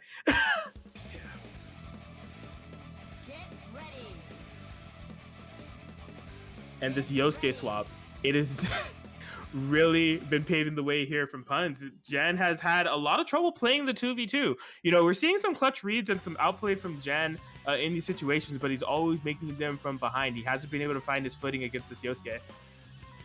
All right, don't get too fired up, okay? Stay cool. You cool? How can I call myself a real man if this didn't get me fired up? And we shall see. I mean, the Yosuke flipping all over the place. He's been trying to put those hitboxes out there. The wall 2Bs, the wall to air buttons, just really anything to kind of deter this playstyle. But it has been working out, even being, you know, punished for trying to tap the kanji on the ground. It's been enabling the tap playstyle for Puns. Oh, right there. The sneaky kanji was behind, being able to get that active swap. All this unburstable damage at play. That's just Puns is just dancing around Jan right now. Yes, just being this annoying mosquito all over the place, hitting him from all sides and angles.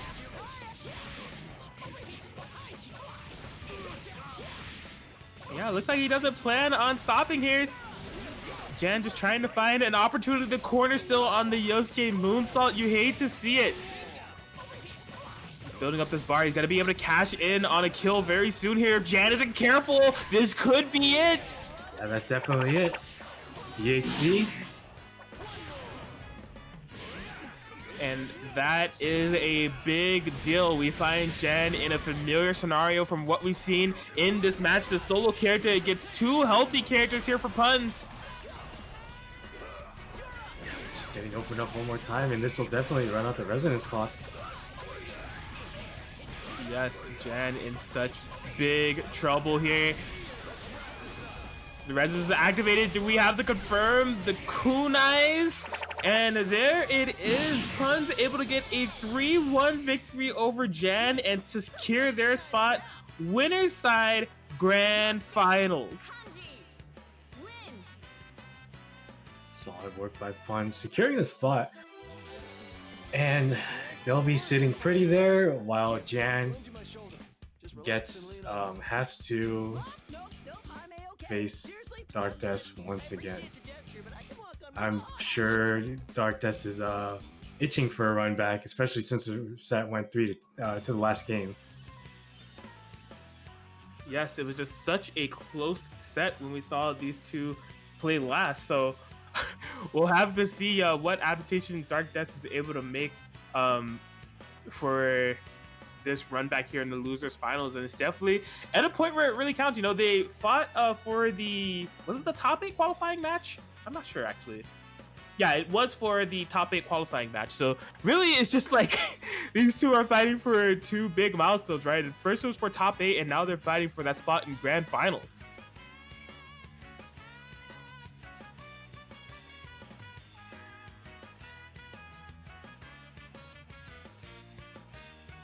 And yes, it will be interesting to see what Des brings here. Currently, they're locked in on Hazama Hilda, so I'm not sure if that's the way that they're going to try to go with this. I do know that Des does have the Hazama and some other characters too.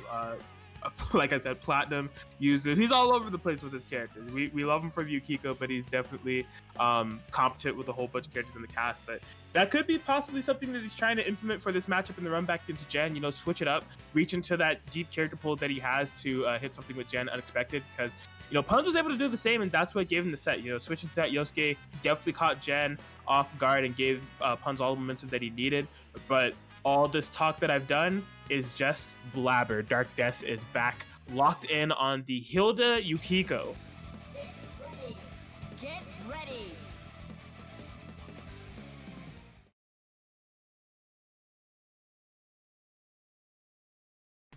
And this is it, guys. This is our losers finals for Battle City. The run back between these two, Dark Death, the Hilda Yukiko Menace, who is like, this is 2 momentum heavy players, man. It's like, if Death is able to dictate the pace of the matchup, he's just looked unstoppable. You can't get past his onslaught of stuff that he puts on the screen. But we could say the same thing for Jan, right? Just this fantastic play he's been able to implement, just the master of reads. But maybe it's Dark Death that is the true master of reads. This 2B starter getting this 5K accordingly. Trying to get something started, but getting clipped out by those jump C's right away.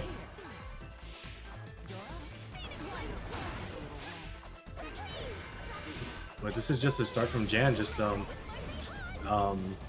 they know how to adjust accordingly, and you know they already have data from the first time that they played in this tournament. So it's definitely going to be a sight to see what they'll do. Oh boy, this is a big happy birthday. He has 4 bars on deck. The question is, what is he going to do with this? Oh, an arrow blockable setup. Tries to get it with the Phoenix, just a little bit out of trajectory there. Not the worst thing in the world. Wald is so close to dying, and we got a burst punish on Tager, and Dark Death is sitting on full health. Oh yeah, that really big 2C working out. Ooh. Yeah, no confirms with the super. Possibly try to get some burst baits, but this is a big happy birthday for Jan to kind of get into the swing of things. Yeah, and you best believe they're going to be cashing in some damage to just kind of even up the life totals here. Unfortunately, the walled super does not hit both characters, but fortunately, since it's a single target, that's going to be a ton of damage on Hilda, cashing in 11.5k. The fearless wake up super from Dark Death. The moment you get some momentum, I want it instantly ceased. And we saw that from Jan's last game is, you know, Puns wasn't scared to just wake up DP, and it worked out for them, and they took the set that time. Oh my god, just going with a 2v. Relentless, staying in by any means necessary, even if you're going to try to push block me. Jan tried to do the impossible with this solo Tager comeback. Oh my gosh, the big spark bolt. Oh, try to go for the reset, but not working out. Oh, but the 5C, no, good DP. Oh my god. Rocky died in clip low. Oh no. Oh no. What a comeback with Solo Tager. Man, and we saw Dark Death see that 5B coming and trying to Miragi. I'm not sure why the EX Miragi did not hit Tager there. Might have activated it too early, and then it was just a mid hitbox that he was able to armor through. I'm not quite sure.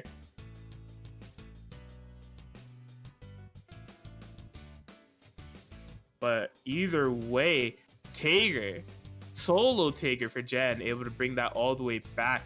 He set himself up for Solo Tager to be able to do that with that big happy birthday he was able to find. And although Dark Dust was confident in that reversal super, Jan stayed even more confident in order to bring that back. Dark Dust locked in on this little Yukiko. Possibly change colors, if I'm going to guess. Gotta find the right flavor.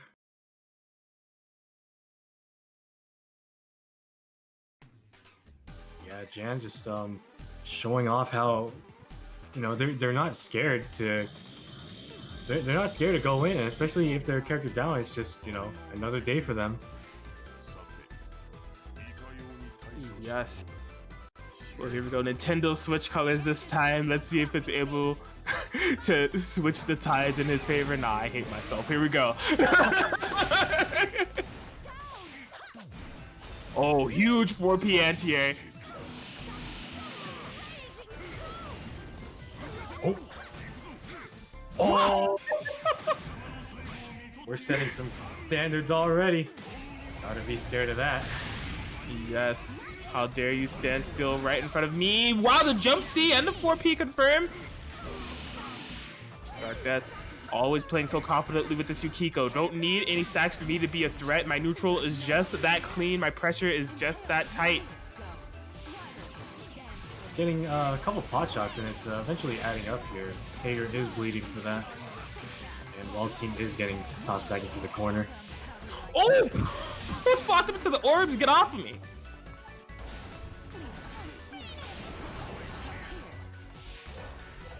Oh my gosh, that's a big snipe. And look, he's just memeing on him. Give me that life back with Yukiko, the 4P calls. Good time to burst right there. Getting Hilda right back in.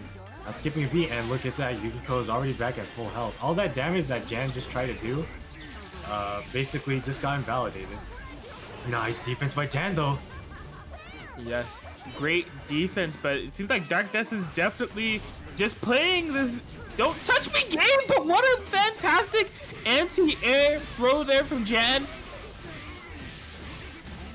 He's the momentum that he needs, trying to vacuum Dark Death in, narrowly misses that 4P activation.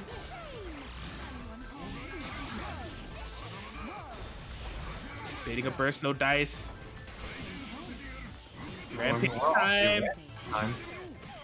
Oh! Tager's so tall, the 2v hits while he's standing. Nice defense. Trying to call something out. Yukiko staying in the back. A little bit of health gained back on her, but not much. Oh, wow, he tagged in Walter trying to save Tager. No! No way! Just jumbled Tager the entire time! Jan could not have been expecting to lose Tager in that instance from that active switch, but Dark Death just made it look so simple. And Rampage time really ramping up the amount of meter Dark Death is getting for this conversion. And Jan, when does he activate the resonance? This is a super hard comeback to try to make here. Stopping the clock needs to get a hit on Dark Death, who has just been playing immaculately. Oh, that's a DP, and yeah. Yes, able to freeze frame, recognize what was happening. Your resonance just ended, my rampage time just returned, and my fingers have been snapped to cash in this 11.7k punish. Dark Death. Yeah, I think the main deciding factor there was Dark Death just playing the full screen game and not only just keeping Jan at bay, but this time also using Yukiko 4P just to continually get the health back, because just based on the life bars, it looked like it was a blowout for Dark Death that game, but in reality, you know, it went down to almost 30 seconds on the clock. It's just such a war of attrition that even trumps the 40k health. Yeah, it is. I would say that. So there was a game that we had like this earlier on in the bracket that we were talking about, that test of resiliency. If that's something that you want to have happen in order to kind of test your endurance for a long and stacked tournament like this. But in Dessa's terms, I think he doesn't mind games going that way. If it's just like fully him dictating the pace for like 200 seconds or so, comfy cozy on the hill to Yukiko, it doesn't matter how long that it takes. He's definitely filling it with the momentum on that match. Look to keep it going here.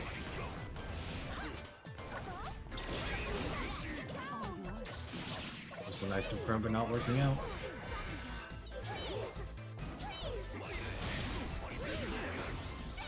I like that decision to active switch just so that Walsing wouldn't be taking a lot of hits, but Tago will be taking the front end of that. So. Oh my god. That was a huge bait on the DP, but unfortunately did not get a proper punish. Oh no.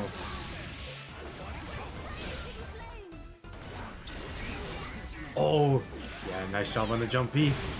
But Dark says staying brave and using a DP for that. The hill to pressure, finally making contact with the falling pains. Jen has been pretty good at blocking that so far in the set. Oh, but no assist. Wasn't able to get a full confirm off of it. There's nothing to back him up. Okay. Again. Oh, tried it. But the jump seat still connecting. Oh. Still able to get that conversion even with the momentum from the vacuum effect. Oh no, no confirm. Unfortunate. Yes, he couldn't have been expecting that based on the way that conversion went. Dark Death playing mind games here with this Yukiko 4P. Oh, what an active swap! No! God. That's so unfortunate for Jan. It's all up to solo Walsing, but getting opened up yet again. I think this might be it, actually. Yep, that's it. Yeah, that will do it. Dark Death looking so solid in this run back. They are a game away from sealing the deal and moving on into that grand finals. But if I'm not mistaken, this was the same situation that we saw when it was that top 8 qualifying match, or similar. It might have even been a reverse 3-0. I can't quite recall what exactly it was in its entirety, but Jen has been in this situation before within this set and within other sets.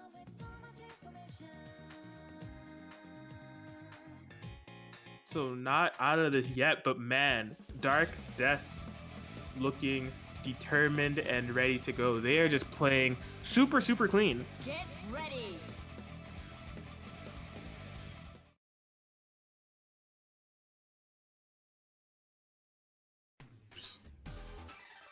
And we're just seeing like the constant tug of war between who's getting the opening and whatnot, and oh man, it's way too hard to tell who will come out on top.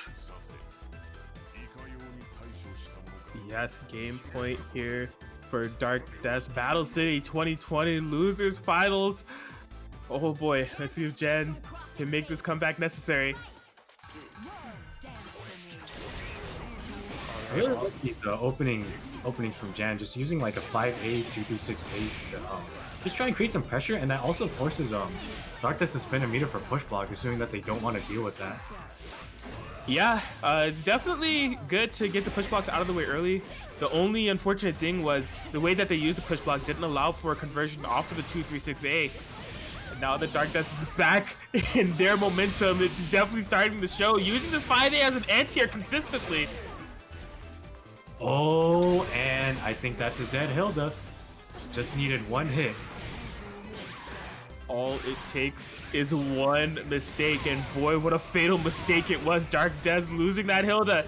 Oh, no hard read.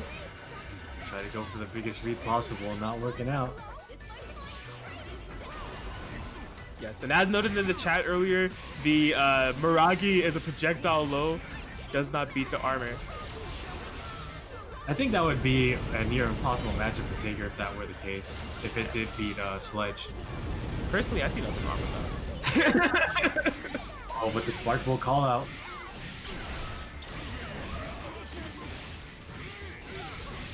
Go around, yeah, letting Tager heal all of that red health.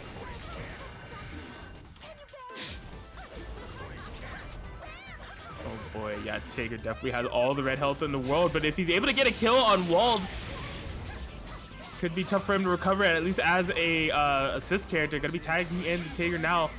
We are at such a stalemate here.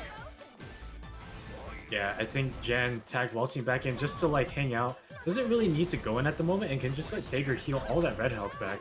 You know, if Tager does die, I mean, Waltzing does die, then it's just a very healthy Tager.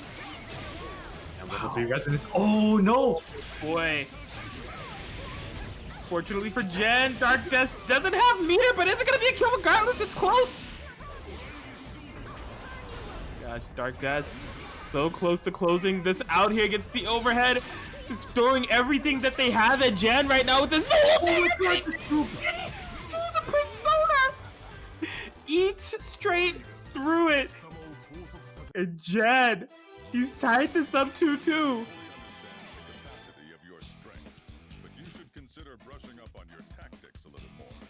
Oh my gosh, just it wasn't even 5B. It was just plowing straight through the Yukiko persona. And this is the exact same scenario as last time. What a clutch end by Jan right there. Yes, Jan staying in it, staying focused, and recreating the scenario that we saw for the top 8 qualifying match. And impressively so, I have to say, because Des in this loser's final set has really been pushing Jan to his limits. And for Jan to really be able to still be able to respond, but tries to start out with the Rapstar DP. Darkness is not ready for the interaction, almost getting a happy birthday accordingly. Trying to make sense of this chaos here. Nice defense.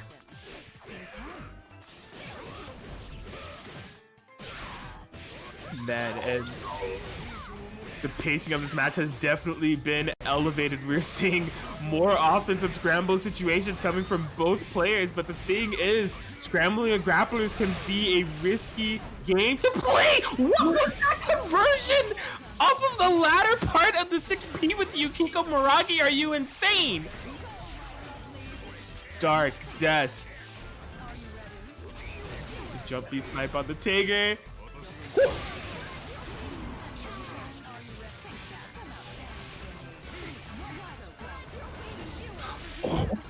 5B was actually able to anti-air. Oh no! I think that might be a dead Hilda. I'm going to say so. I mean, the question is basically how much bar is going to need to be spent, but it doesn't matter. That Hilda is dead regardless. If it's just 2, I would say that's pretty stonks. 11.8k on the Hilda. A solo Yukiko, but a solo Yukiko of amazing proportions. Is that going to be a whiff punish? Not quite, not quite. Yeah, Jan's going to have to hold on his chip, and the overhead just got the 2 meters, but wasn't ready for it. And the command grab. Oh my gosh, one big read, a solid chunk of that health done to this Phoenix. Oh no. And a throw into the corner. This is big. Yeah, this puts Jan in a one-touch situation, and with the overhead and the confirm. Oh my god, and Darkness is gonna take it. No way, 3-2 over Jan with that insane conversion of the Oki set up with that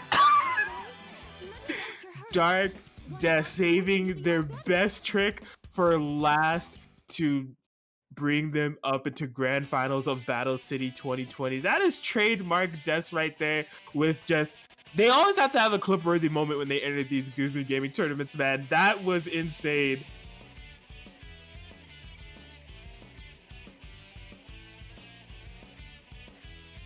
What in the world, man?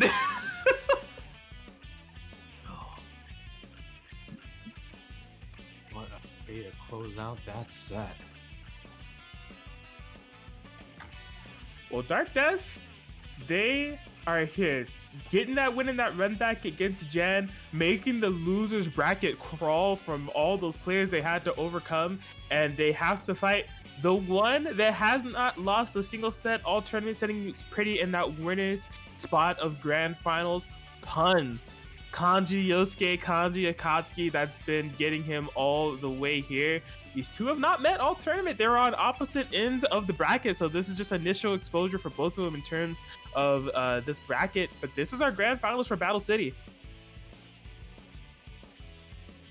Let's get right into it. And it looks like Puns is going for a team we haven't seen yet. The Kanji Naoto Shirogane. So I feel like this is a really good choice because especially with Naoto's DP, it's basically a call out to any of the gaps in the pressure string that, let's say, Yukiko and Hilda have.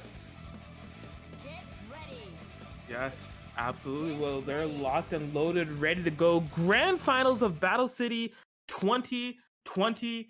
Look, no full match Reno show, but you're running out of time. Use that code Battle City 2020 for the free 50-cent donation to the pot if you haven't already, but we are getting it started. Dark Death, Hilda, Yukiko, putting in so much work with this comp, and just some clip-worthy moments all around going up against Puns. This Kanji, Naoto Shirogane, Kanji-centric play. Here we go. We're ready. Grand finals. And I know, if I remember correctly, Puns and Flowerman have met often in Guzman's tournament, so I'd imagine that Puns does have the matchup experience for this. And it's showing right now. Hilda is already at red health.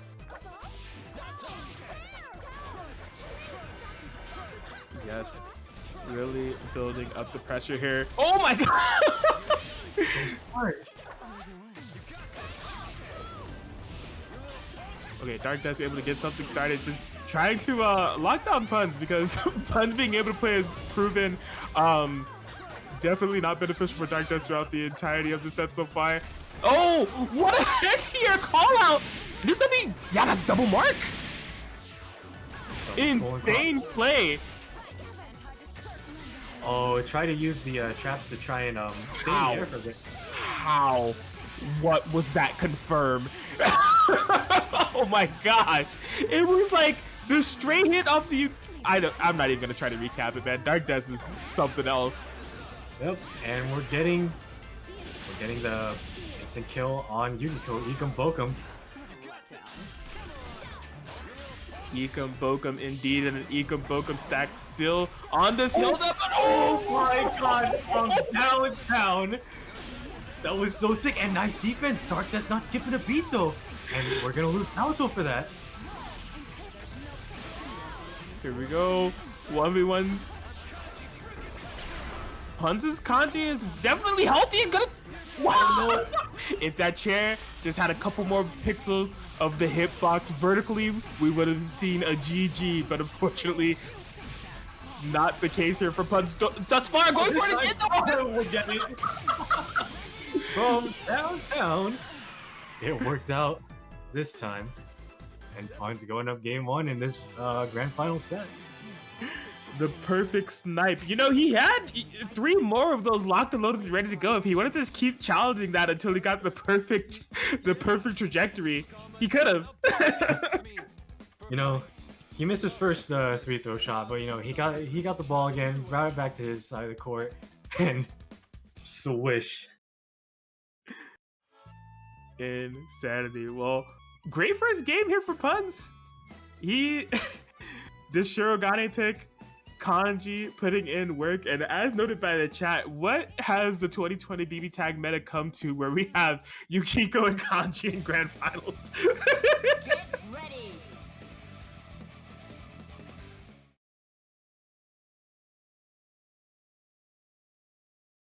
But yeah, see if Dark Death can find their footing. This is definitely been a tell for Death. Like, once they kind of find their feel for the neutral game, they were getting their. Is he there? What happened? What in the world happened?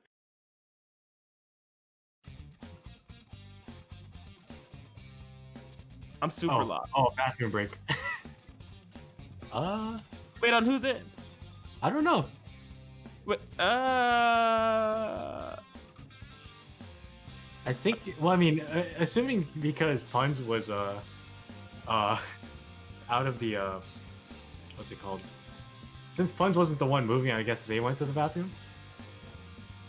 well, no, I think Dark Death has put that bathroom text there quite a while ago. It was just, I don't know what happened. The thing is, I don't see anything in the Discord either, so I'm just like, oh.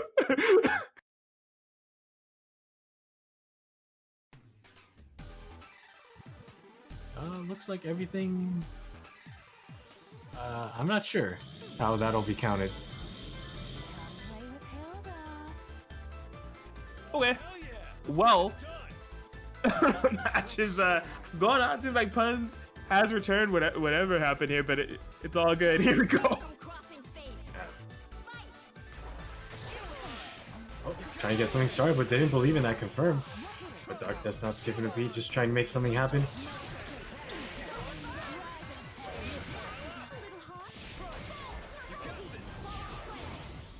Okay. Oh, wait. How come Kanji's persona went at that angle? Doesn't it usually go at like a 45? I missed it. I'm not quite sure. Interesting.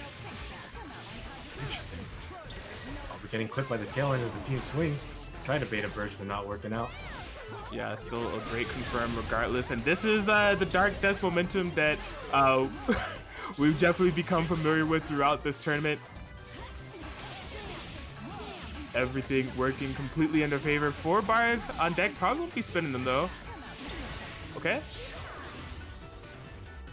Oh, call out the Yukiko, but oh no, I think we might be losing Kanji instead here. Yes, a fantastic bait on the burst. Wait, this is now to Shurigane, so in theory this is a 3-touch situation for Puns, but at a huge life deficit. Ooh. Oh, good answer. Alright, 2-touch situation. Hilda is marked, and Yukiko in the back with that call super earlier is as well. So yeah, we've seen this movie several times over. Yes, and I mean, Puns does have that mark. If you could get any hit, anything at all, it could be, you know, a full Hamon confirmed, but that's just playing too solid. What this Hilda? Maybe I spoke too soon, but the resonance is gone, not able to confirm it to Hamon. And it looks like game 2 will be game 2, I guess? I don't know if that'll be counted or not. If I'm going based off of what I see on the stream, that's game 1 for Death. Okay. That's only if I'm going based off of what's going on the stream. Yeah, it looks like... Yeah, I guess it's just 1-1, so... Get ready. Cool. Get ready. Well, yeah, I mean, this is the, as we said, you know, these two are on opposite ends of the bracket, so this is their initial exposure to each other. Kind of going back and forth in terms of explosiveness of initially meeting up. That Puns game was pretty convincing, but Death's firing back with a convincing game of their own. Just trying to figure out how to navigate around each other. That was your last chance to run away. Hell yeah! Let's get this done! Right. Let's show them. But our a strength. solid last game there from Death, regardless. Can't escape Here we go, game 3. fate. Fight. Blocking off that area. Unfortunately, activating the cross combo and getting bursted into it. There's no burst available here from Dark Death. That combo looks so funny. Right? It looks really jank, the loops. Ooh, Oh no, wait, what? just completely whiffed. It had to be something going on with Yukiko's hurtbox there. She was not caring about that Kanji 2B.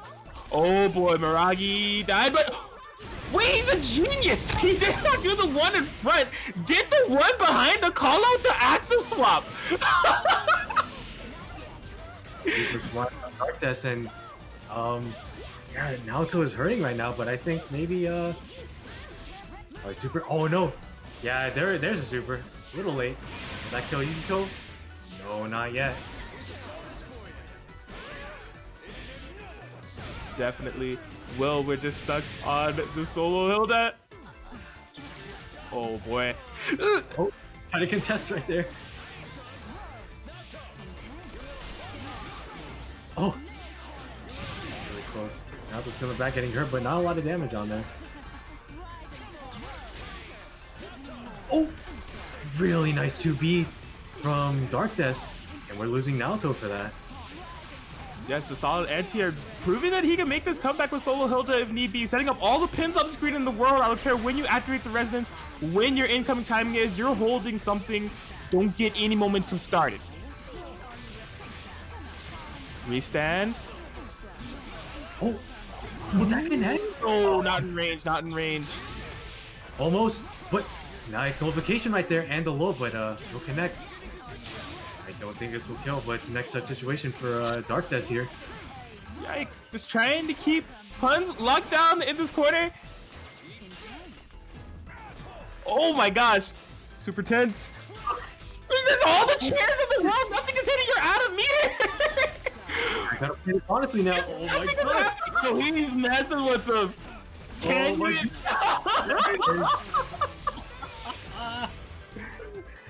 You're so And yo, he believed in himself. He believed that chair was going to make contact eventually. I am honestly just surprised that he didn't sneak in any command throws through all of that.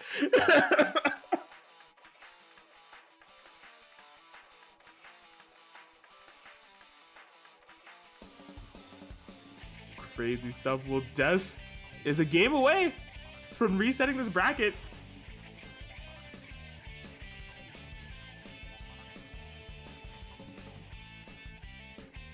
And Puns is ready that they're not going to be switching from this Kanji Naoto pick. get ready.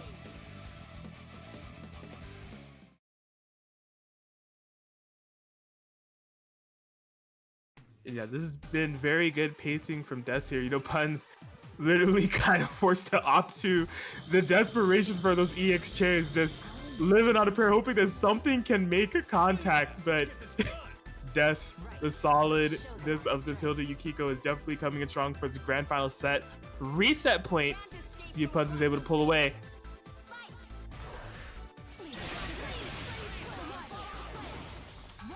Good anti here, but not able to confirm. Just run up and command grab. Very nice. Okay. Oh, it's a little too early and wasn't able to get the mark on Yukiko. DP will get punished here. Oh boy. Yeah, a whiff. I was actually curious if he was going to active swap or not. I'm not sure if he had a hurt box that was going to be able to get hit if he just came down with the AA, but still, solid momentum here for Dark Death regardless. Oh, straight forward. Oh my gosh, just routing Dark Death. Gosh, what's going on? The Phoenix call. What can Puns do? It seems like that he just has not been able to find any options to really change the pace of this momentum here for Dark Death. Oh, a trade on the assist, but it looks like we'll be losing Kanji for that.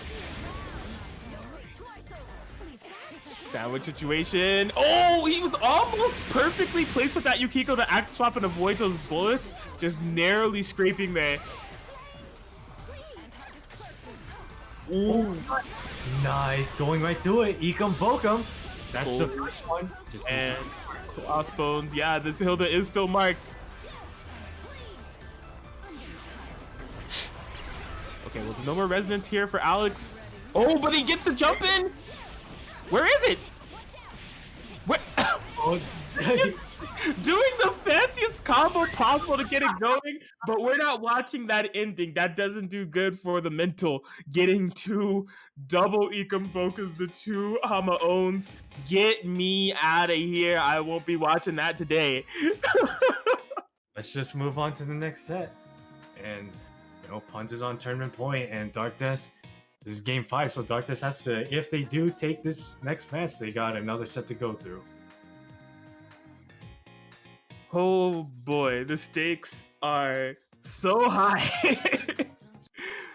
Puns proving me wrong, right? I really wasn't sure if Puns was gonna be able to figure out an answer for this because Des just looked so on point. But this Kanji Shirogane from Puns is really proven to be strong.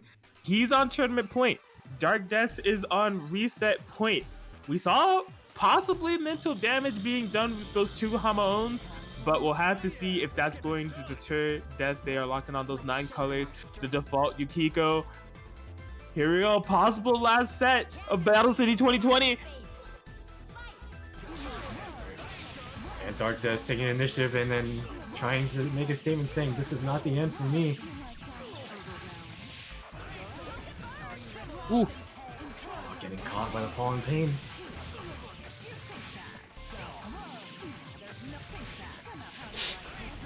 Yeah, these up backs not calling him out with a DP quite yet, but maintaining this corner positioning. Yeah, Puns definitely forced to burst to save Kanji's life. What a DP! Something's still connected. Oh no.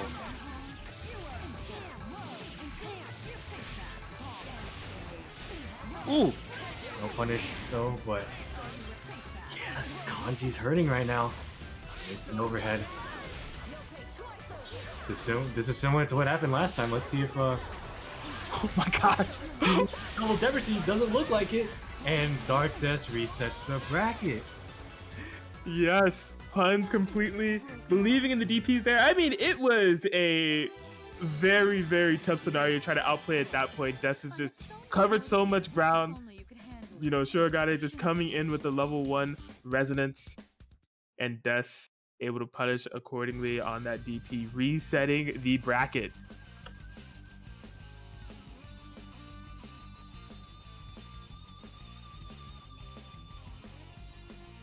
And Des looking strong. The characters that Puns is able to bring out, I wonder if we're going to be seeing some different ones. And it looks like my question is being answered right here. He has made the switch to that Yosuke Labris. Oh, this is something we haven't seen in a while. Yeah, I do remember Puns pulling out this team, you know, a few months ago in a couple of like BBTAG and Shield tournaments. So making its return just to kind of switch things up against Des, because the Kanji Shirogane definitely has been hitting some hard walls here.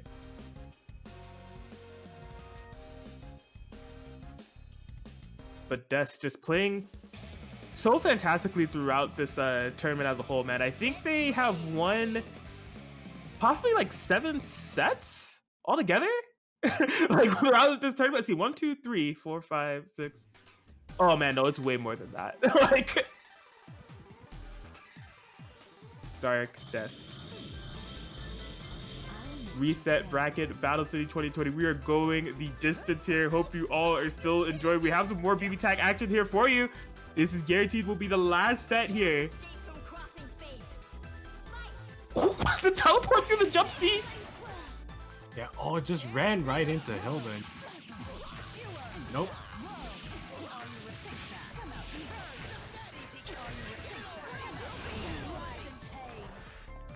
Oh my god. You can see why Puns went with the switch, especially for Yosuke, just being able to navigate around Hilda a bit easier, but not being the case right now. Yeah, it definitely made a big difference on what he's able to pull out there, but as far as like the ending result of it is looking like more of the same and another day in the office for Dark Des. Alright. Getting something started here. Getting a considerable chunk of damage on Yukiko, but I think that's it for Yukiko. Just a DP punish. Yeah. Super clean there from Puns. Cashing out 9k. Oh, yeah, that Hilda incoming can be a bit awkward in the way that it hits. Kind of missing the meaty that he was trying to implement there.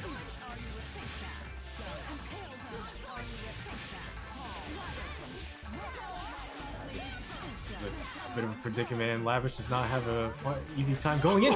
Oh my god. Unfortunate that DP isn't great, but the raw 5B connecting.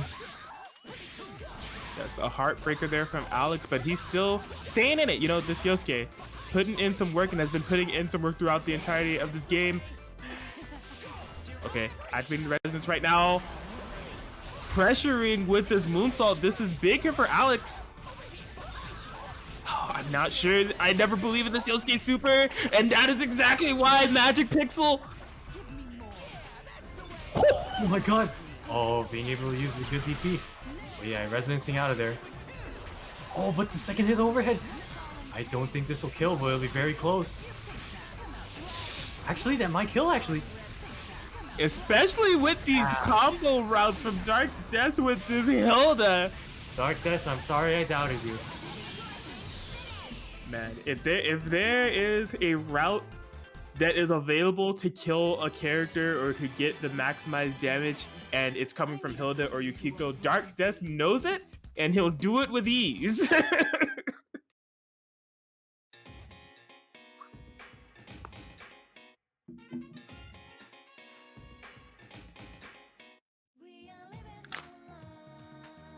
Oh man, and this is what we're seeing now. Puns going through the library of teams, taking us down memory lane, going to this Ragna Makoto now, just throwing everything they have at just to see what sticks. All right, Puns. SoCal gives you your energy if you're bringing out a Ragna. Trying to channel that power of SoCal within this Ragna, but it's a team. I mean, it's a team I've seen Puns play before. You know, it's a part of that toolkit that he's able to bring out. You know, it's mostly been on the contrary for the entirety of this tournament, but just trying to see if he can crack Death.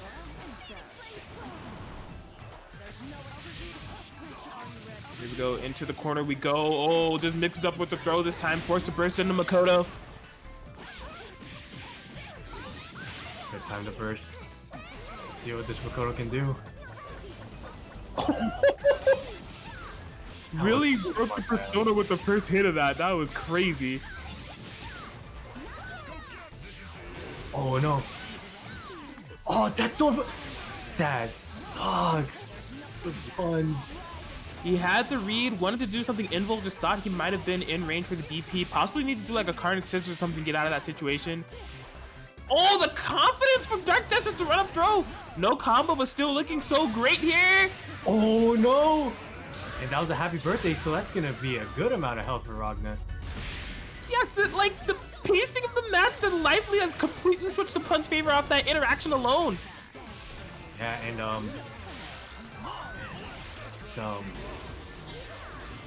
my god, get that health back. Yeah, you could tell that Puns is trying to play around hitting that Yukiko assist call, and oh no! That was insane. He's too ready. What in the world, man? Oh, whip punish with the Yukiko 4P. Yeah, and look at this, just using this opportunity. Sandwiching. God. Yeah. I thought that might have been the end, but not quite yet. Jumping straight into the fist. Yeah, that's gonna be a punish on both characters. Actually, this is huge. And here comes the giant fist, but the overhead. And Dark Death on tournament point.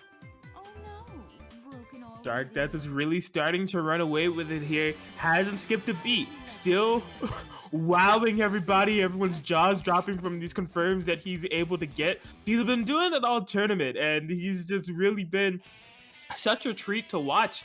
He's closing in on taking the whole thing. Puns has pulled out a myriad of teams, but whatever he chooses here, he's going to be locked in on. He either lives by it or dies by it.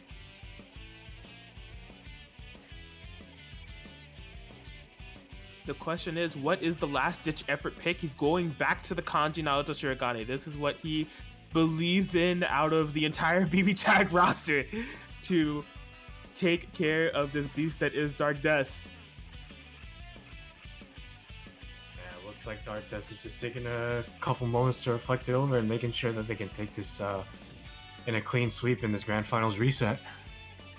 That, and I'm sure he's probably switching colors.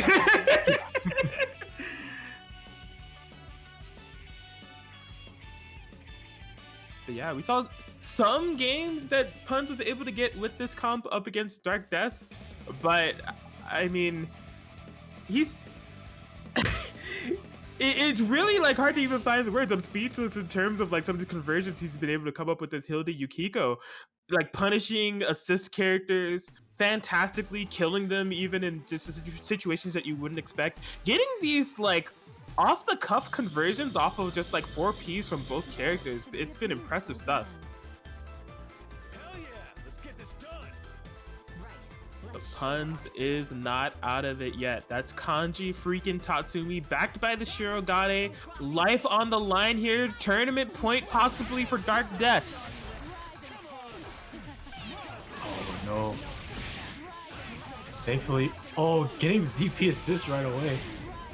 Yeah, this is not looking good. Just a bunch of pot shots, and now we're getting into the big damage with this team. Yes, huge burst bait. Dark Death hasn't taken any damage at all. He stood up at the last second of that Yukiko Phoenix call. Oh no! Yeah, thankfully, Shirogane is out, but a DP punish from that far. Insane. Dark Death is filling it. Dark Death is really closing in on this matchup here. The punish on the Kanji is just one Naoto that he needs to overcome to take Battle City 2020 here. The whiff punish? No one's this call? Everything's coming up. Death, put this shield in front of me. I dare you to shoot. Quick blow. Oh, nice call out. That could be big if he's able to build up the 2 bars. That is a stack. Yeah, letting Hilda stay in the back, but that'll be an interesting choice here. But just a, and that's it.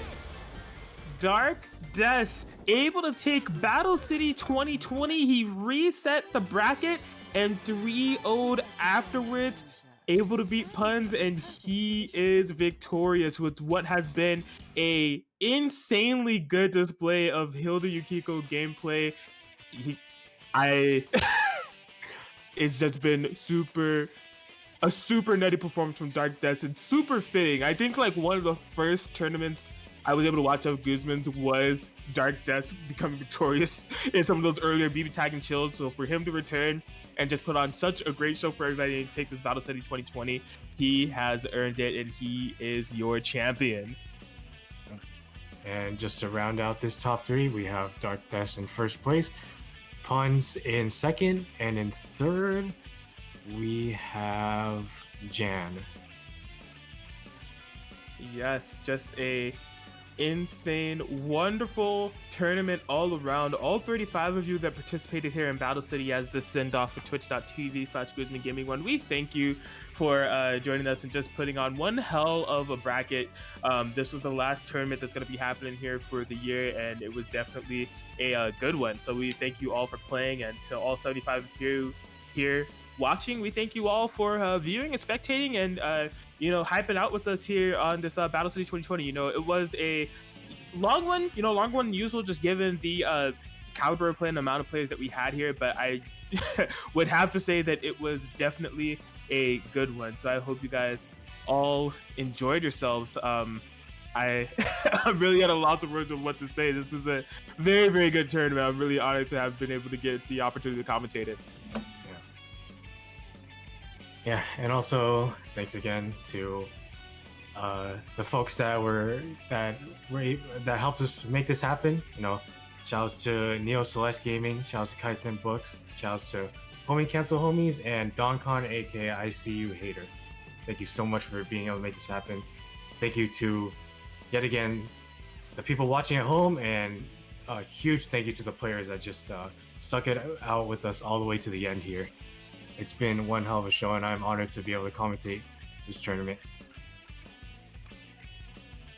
Absolutely, it was just all good all around. I mean, the last person we definitely have to thank in terms of putting this tournament on would have to be Guzman. Twitch.tv/GuzmanGaming1. Gonna put the links in the chat. Be sure to support this man on all of his socials. He has just been doing so much good for the BBTAG community all year long, holding us down, and this tournament is no exception. So follow him, subscribe to him on all of his socials, and If I'm not mistaken, I think he said that he had some words that he wanted to share before the ending of the stream here. Hey, yo. Maybe. If not, I'm expecting it now. I'm putting the pressure on him. I'm in. Yours, Guzman. I'm in there. So, guys, like you guys said, this is the last tournament of the year 2020. I just want to give one last thank you to everybody watching, everybody playing, all the people that have helped me out throughout the year. The list is endless. There's been a lot of people who have been helping me out. But yeah, at the end of the day, our events have been very fun. And hopefully coming the new year, we'll have a lot more BBTAG action, some BLAZBLue action, some Guilty Gear action. So yeah, guys, look forward to that. I wish all you guys a very Merry Christmas, a Happy New Year, and yeah, much love to everybody here, and see you guys next year. That is it from the man himself. See you guys next year. It's been a wonderful year of BBTAG action here at twitch.tv, Guzman Gaming 1. We thank you all for spectating and playing with us and mashing with us, and keep playing BBTAG. You heard the man. There's more tournaments coming in the new year and for other games, BLAZBLue and Guilty Gear. And thank you for having me on, Guzman, as always. That's it for me tonight. Thanks again, Guzman. I feel like Atkins and I share the same sentiment by saying, you know, it was 100% an honor that you gave us the opportunity to commentate for you in such a high-profile event.